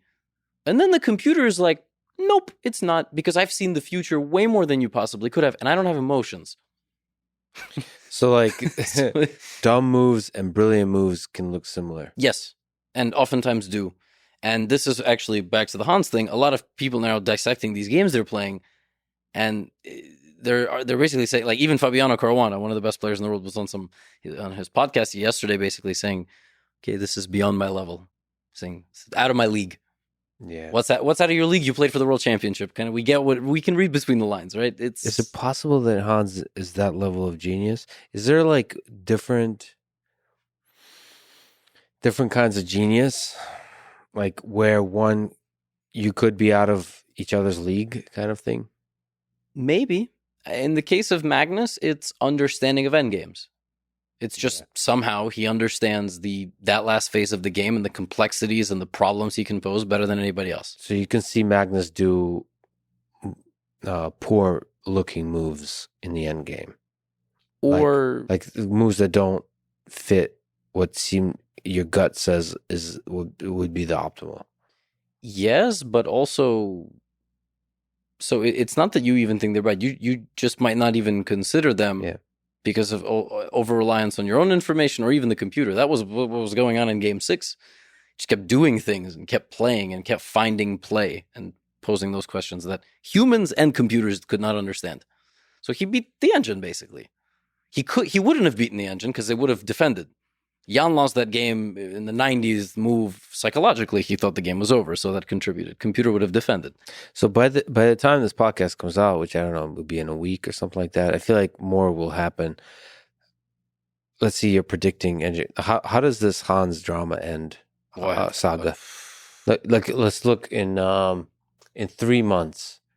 By the time we get to the next World Championship, let's say, what are the options? What are the possible? Let's imagine. Let's not say like what the probabilities are. What are the options? Chess.com is forced to or agrees to or whatever to come up with a huge amount of evidence of cheating in the past. Or Hans comes out. What can Hans do with this? So I'm uncomfortable with the general. Next year you could maybe update me on this, but there was a little bit of an attack on him, a lot of an attack, that he's a cheater, right? Mm-hmm. Without evidence, without clear, conclusive evidence. Physical evidence. So all of those, right? That's the tricky thing. Yeah. So like that stuff we're talking about is beyond my level. That starts being kind of intuitive, circumstantial evidence.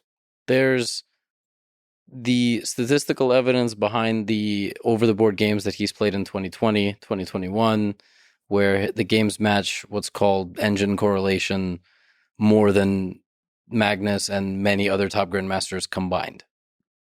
But that can be argued is because he was very strong in playing weaker opposition. So there's always kind of this argument against statistics, right? There's the fact that the guy who Magnus name dropped, Maxim Dlugy. Dlugy is a chess grandmaster, and he's even been, I think, president of the U.S. Chess Federation. I've played him in some Blitz games. It turns out I wasn't even fully aware of the extent of this. He has been banned from chess.com. For cheating. Have they actually, has him and Hans actually worked together? Yes. So that was why he name dropped that, right? So that's also not good. You see where this is getting, you still don't have the physical proof, but you have smoke.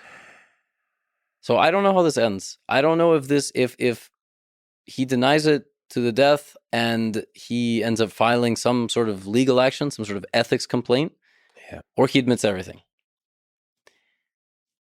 I don't know. But, well, no matter what, I hope, despite chess or not, that he's mentally strong enough for whatever is to come.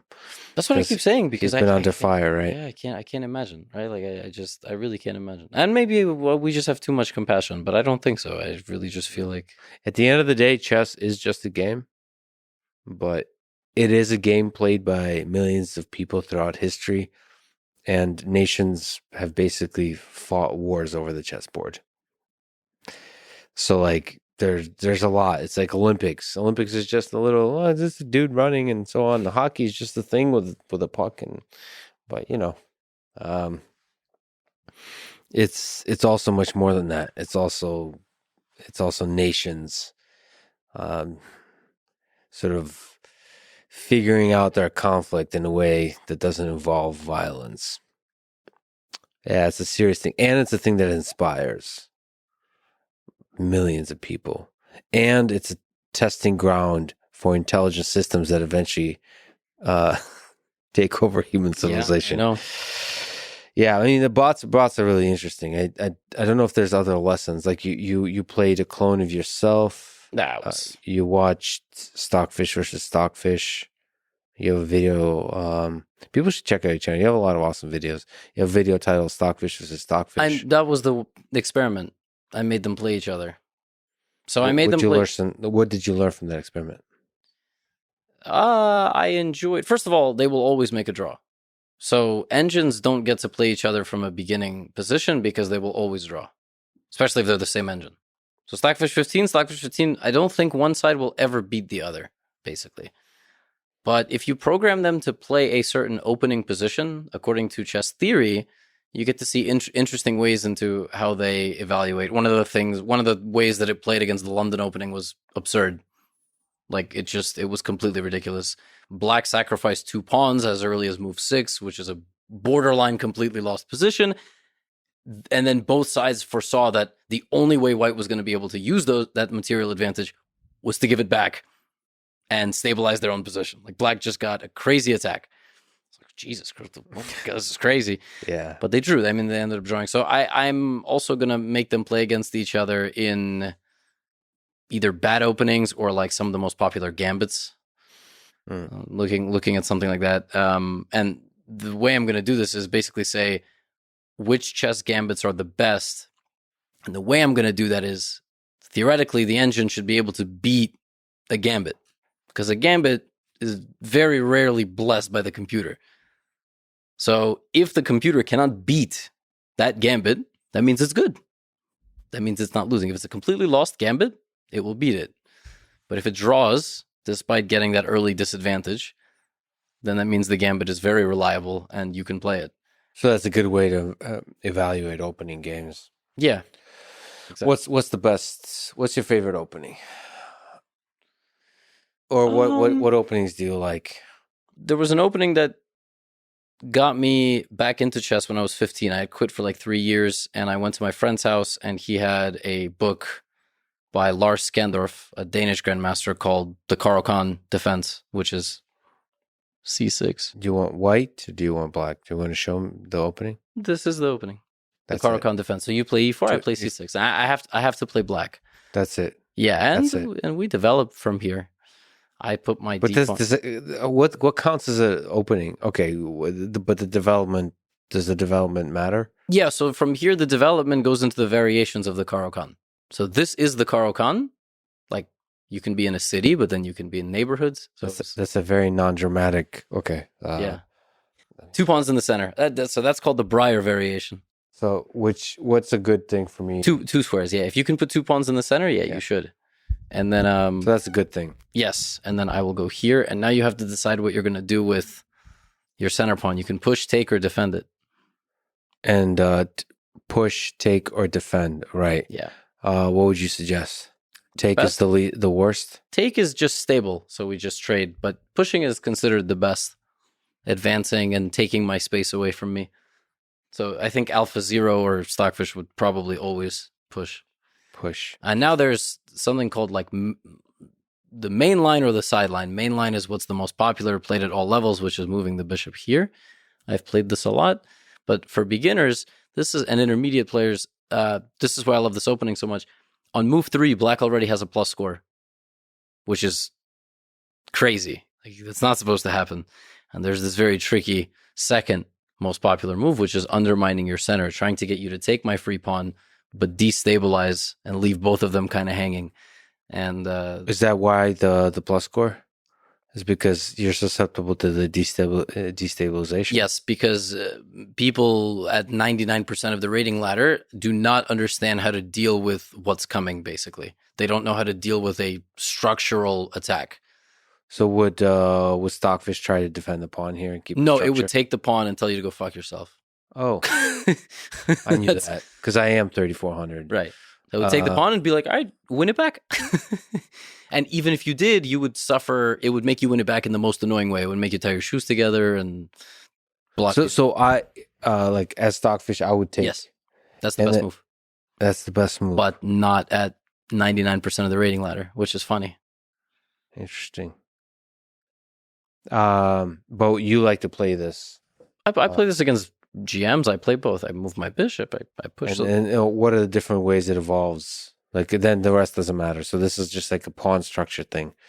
Yeah, and I mean, it again. How deep are most openings? So it's anywhere from like 2 moves to like 10 moves kind of thing? Yeah, you can be out of theory very, very quickly. Move 2, move 3. Like, basically on your own, you have a general idea, but you don't remember games. Yeah. I mean, I know Caro-Kann games from start to finish because I've played it since 2011. So you know all the different branches that goes in that down. Yeah, I think I know every opening in chess, basically. I think most title players know every opening, but we don't know, we can't play it competitively because we'd be, but... What are some of the weirder openings that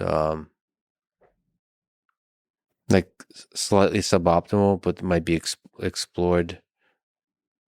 Like Magnus might play them just to fuck with the opponent. He played something recently, actually, against this German prodigy, Vincent Keimer, which was a specific move order in a very popular opening. So it was basically a position that had been reached thousands of times. But the move order Magnus chose with white was played maybe 0.05% of the time, which is crazy. It's thousands of games. And it's supposed to be not good, meaning it allows black to equalize. Because that's what black is going for. Not winning the game, but equalizing, because you go second. Magnus says, I don't care about equalizing. I just want a position. I don't want my opponent to know the answers to the test. And that's so interesting. Yeah. Because also fucks you psychologically. It throws you off and just always keep you on your toes. He's in a weird position, but he also has the advantage of being able to intimidate. Mm-hmm. I wonder how many people, how much is that a role of it? Like being scared of the other person? It's a huge role, I think. I think some of the top guys would deny it, but when you're in the 7th hour and you're playing Magnus, it's a very different feeling than some of the other. When Magnus is messing around in the opening, it's very different than another person messing around in the opening. You just kind of like expect for something to be there. We'll see if it translates to poker for him, but I think he gets a little bit maybe less respect in the poker world. In the chess world, he's sort of alpha. He gets a lot of respect. I just talked to Daniel Negreanu. He gets the only person that doesn't respect Magnus Carlsen, honestly, either in chess or poker, is Magnus Carlsen. I was going to say Hans Niemann. That's true. But like Magnus is hilarious. I mean, when he talks about his rating, he's like, it's pretty good. When he talks about how good he's at poker, I suck. But I think that self-critical view that I think he honestly believes, to a degree, is probably part of the engine that fuels him to get better and better and better and better. Yeah, but what I'm saying is, if you're face to face with Magnus at a chessboard, it's not the same as being in a 9-handed poker table with him. You kind of keep an eye on him, maybe he's a mysterious guy, but chess is different because you're like, this is the man. Yeah, there's very few people. Yeah, so in poker they talk about Phil Ivey that way. Yeah. As like this super intimidating. I think that's it's probably harder to intimidate in poker. Actually, I don't know.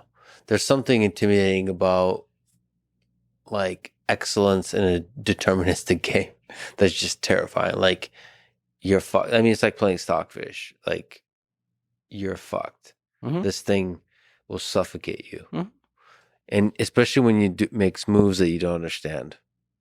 To me, the most beautiful thing, honestly, is the sacrifices that the engines do.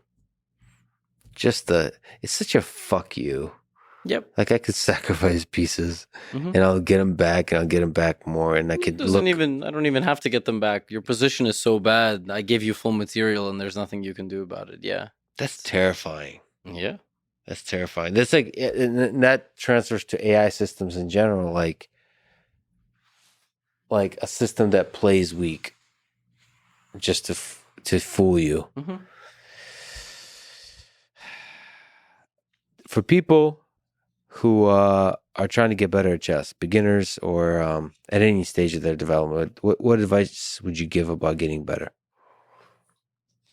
Except watch your channel. Yeah, of course, watch my videos. Check out chessly.com. That's where we're going to scale the courses to. But no, on a serious note, you have to be prepared to lose way more than win. My mom gave me advice when I was maybe 13 or 14, and I just discovered that I liked girls. She said, you're going to get a lot more no's in life than yeses.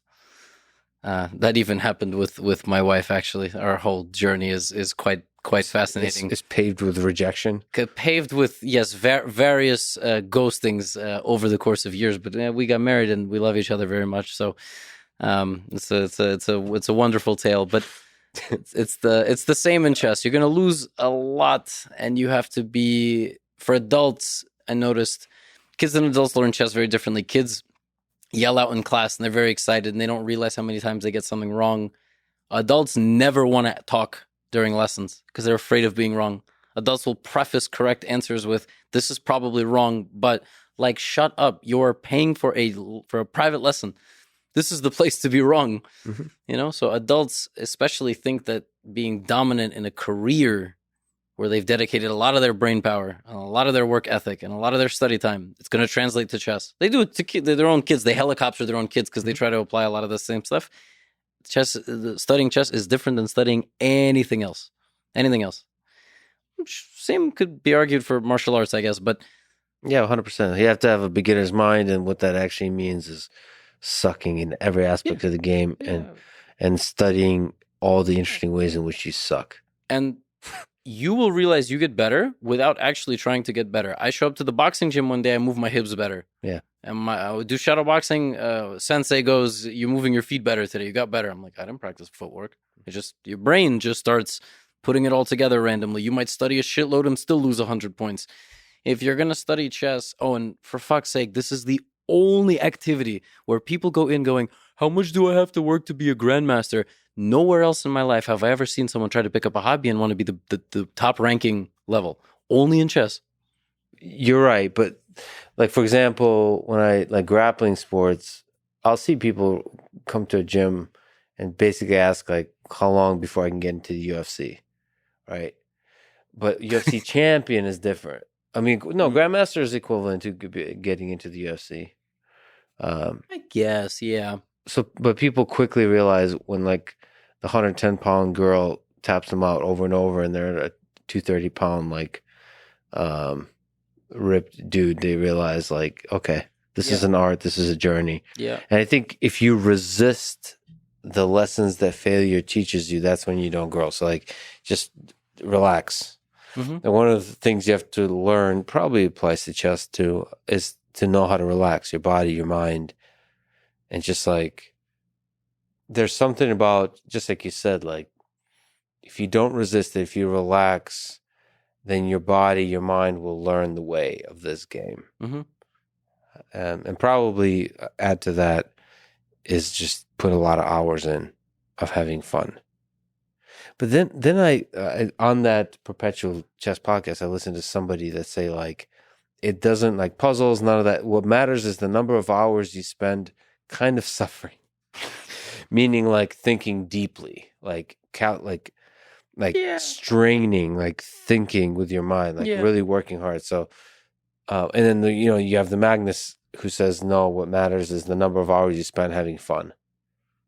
Yeah, it's a mix. It's a mix. He's right. I don't quite agree with suffering, but I think people do a lot of fake learning. They play speed games. They just go through tactics. So, okay, I have to do 20 tactics. Okay, boop, wrong. Next one. I used to tell my students, you need to do 10 puzzles and you need to get 100% correct. I don't care how long it takes. So I suppose that kind of is like the suffering theory. But if you do 30 puzzles and you get 8 correct, what even is that? That's it's a laughable and correct amount of, was it 29%? I don't know, but 26%. You can't do that. You have to get things right, and that's the only way you're actually. And that requires like thinking deeply and like really struggling, like especially if you're doing the puzzles at the level that's your level. I've done a puzzle for an hour before because I was so stubborn. Yeah, I didn't want to just put in a wrong answer. Yeah, the guy I was listening to said like, that's good. You should do that. Maybe for me, and the same with blindfold chess, I have to say. Like my blindfold skills, I never practice. I can visualize the board quite well. I've played 4 games blindfolded at the same time.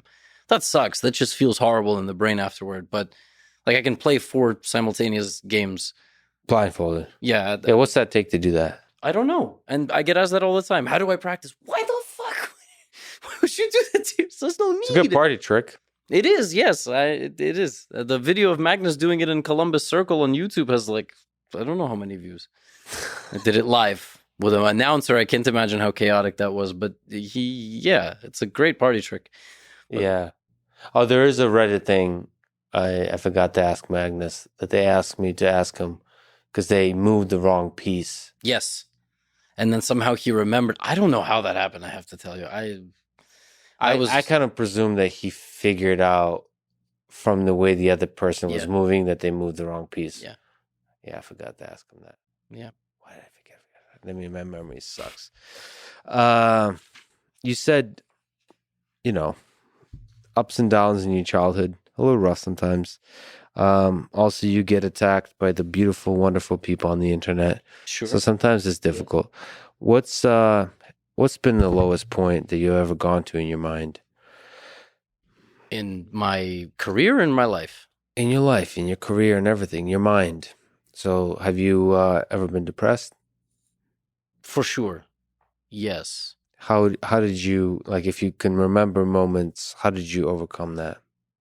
Well, I will share two anecdotes. One when I was May 2012. So I was 16 and a half.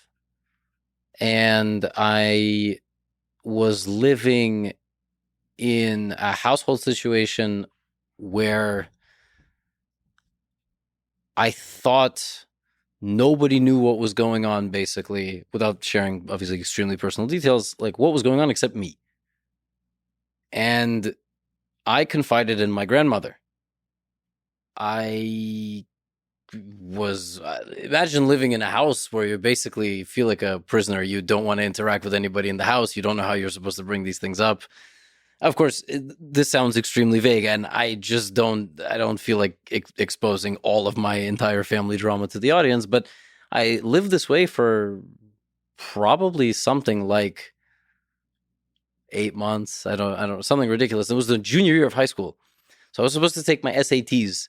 That was the year I was supposed to finish up my portfolio for college, because you only get really a few months of senior year to start applying. It was a nightmare.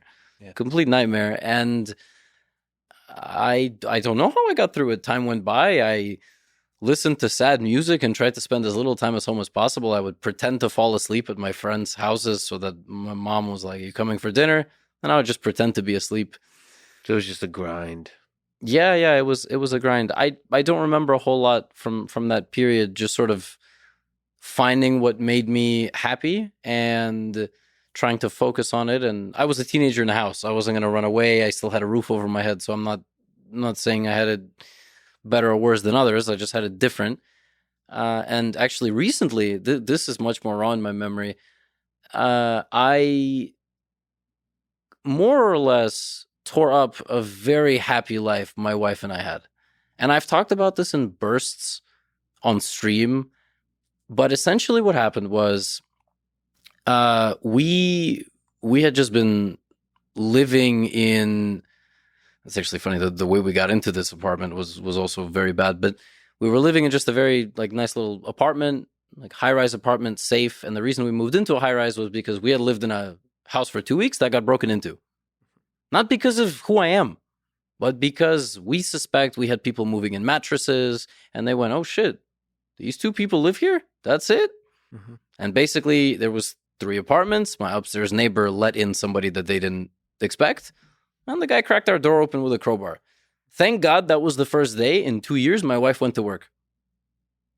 Did they know? Did they not know? I don't know. Everything happens for a reason. So nobody got hurt.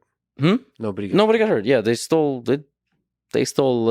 some couple of important things, but nobody was hurt. And the cops did nothing. So you moved into a high rise. So we moved into a high rise in New York. Yeah, in New York for safety, and we're away from things, and we have our own nice little nook. And somewhere, some months into it, I started hearing noises from above, our neighbors. And it started in the morning, 7 a.m. It started in the afternoon, and I picked up on it, and I expected it every day for weeks. And it was driving me crazy. And I was like, okay, we're going to go have a civil conversation with who's ever up there. Sounds like kids. Mm-hmm. So we go knock. Lady gaslit the shit out of us. I've never been gaslit that hard in my life. She went, "Noise? What noise?" It's probably our other neighbor who's a boxer. It's like, "Lady, you have kids. We can hear you through the vents. Hear you talking to your kids." Went to the front desk of the building. They did nothing. Went to the leasing office. They did nothing. And basically over time, I just let this drive me nuts. Back to the stubbornness thing. I decided we were leaving. We were going to live somewhere there was no noise, because we can't beat these people. There's nothing we can do, right?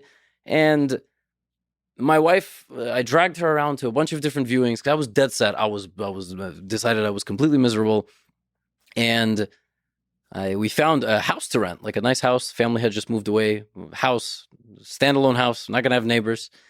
But we decided that it's too big. It's too big for a place. So we're gonna get a dog. We always wanted an animal, so we're gonna get a dog. So we get an absolute lunatic puppy who just doesn't let us sleep at all. This is on top of everything else, the mental health crisis that's going on. And the day we are moving to this house, I realize I fuck up. Like, I realized that this whole thing was in my head, and I don't want to leave. Mm-hmm. I don't want to leave. This could have all been avoided. And the guilt and I didn't want to exist. Like, it's not that it wasn't suicide, but the feeling of just, you want to just observe yourself from a distance. Yeah. And I couldn't sleep. I thought my wife was going to leave me. Like, and that's what anxiety does. It also takes everything you feel to an absolute dread. Yeah. And that I experienced for a good chunk of 2 weeks. And then we kind of settled down and decided, like, we're going to live. Did you tell her about it? Like, were you able to talk through it? Yeah. Does she know the levels of madness that could be inside your mind? I don't know if she'll ever know, but I tried to tell her that. Yes. And give glimpses. Yes. I'm not sure you'll ever know. Kind of the point. Yeah, that's why I try to keep busy. But that was the darkest it got. And yet through all of that, I went on stream every day. I made YouTube videos every day. Like, I understood that I had a job to do, and I did it, and I talked about it here and there. But that was the worst it ever got, because I'm learning that the emotions I experience are guilt, remorse, and your brain just goes in circles, basically, about things that you've done or haven't done. It's funny because noise can do that also. Mm-hmm. So the noise was real, but it was building in your head. Yeah. So I try to. I actually. It's kind of funny because I like to focus deeply, and I'll have like sources of noise. I've tried to teach myself over time. I'll go to like coffee shops and stuff to like. I almost try to put myself next to annoying situations, so I get like trained. Really, maybe I should do that. But it's at a certain point. At the same time, I've gotten to hang out with certain people, especially in LA, that are like in the middle of nowhere, like in Malibu or something, and it's like that quiet. Can you hear your ears ringing? It's so quiet. Basically, yeah. And it's like, holy shit, this is a good place. This is a good way if you want to write something or create something. This is like super quiet. That's what my mom does. My mom's a science journalist, science author. She just published her first book, actually, on poop, of all things. Yeah. Fecal, the waste management. It is actually a very fascinating concept, and look through history. And she would do that. She goes to complete solitude. Yeah. And she writes. Yeah. It's beautiful. No sirens. I mean, New York is the opposite of that. So, it's you've brought it. Mm-hmm. You brought it on yourself. I've lived there for 20 years. Has it been tough, like going on stream, to put on a face of happiness through that? Yeah. Yes, but I find my ways to have moments where I can talk about it. If it's on a stream, I don't get 10,000 live viewers, so it's very different. If I stream late night, I get 1,500, 2,000 viewers.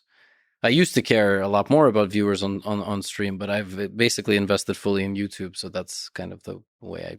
And I think, I don't know, maybe you can correct me, but I think people appreciate the human being behind the chess streamer. I think so. I think a lot of people, not in the chess world, but just a lot of people, they put on a persona, and just in general, social media is the highlights of your life, or the lowlights, just as long as they're dramatic. But I try to be very open and honest. When I'm tired, I'm tired. It's what makes my recaps of my tournaments, I think, so real. Yeah, man, you're an incredible person. I've been a fan for a long time. It's kind of funny that we connected and we got a chance to talk. Please keep creating, keep teaching people. For now, I'm not going anywhere. Well, it could end at any moment, as we talked about. So yeah, thank you so much for talking today, man. Thank you for everything you do. It was an honor. It was great. Thanks for having me on.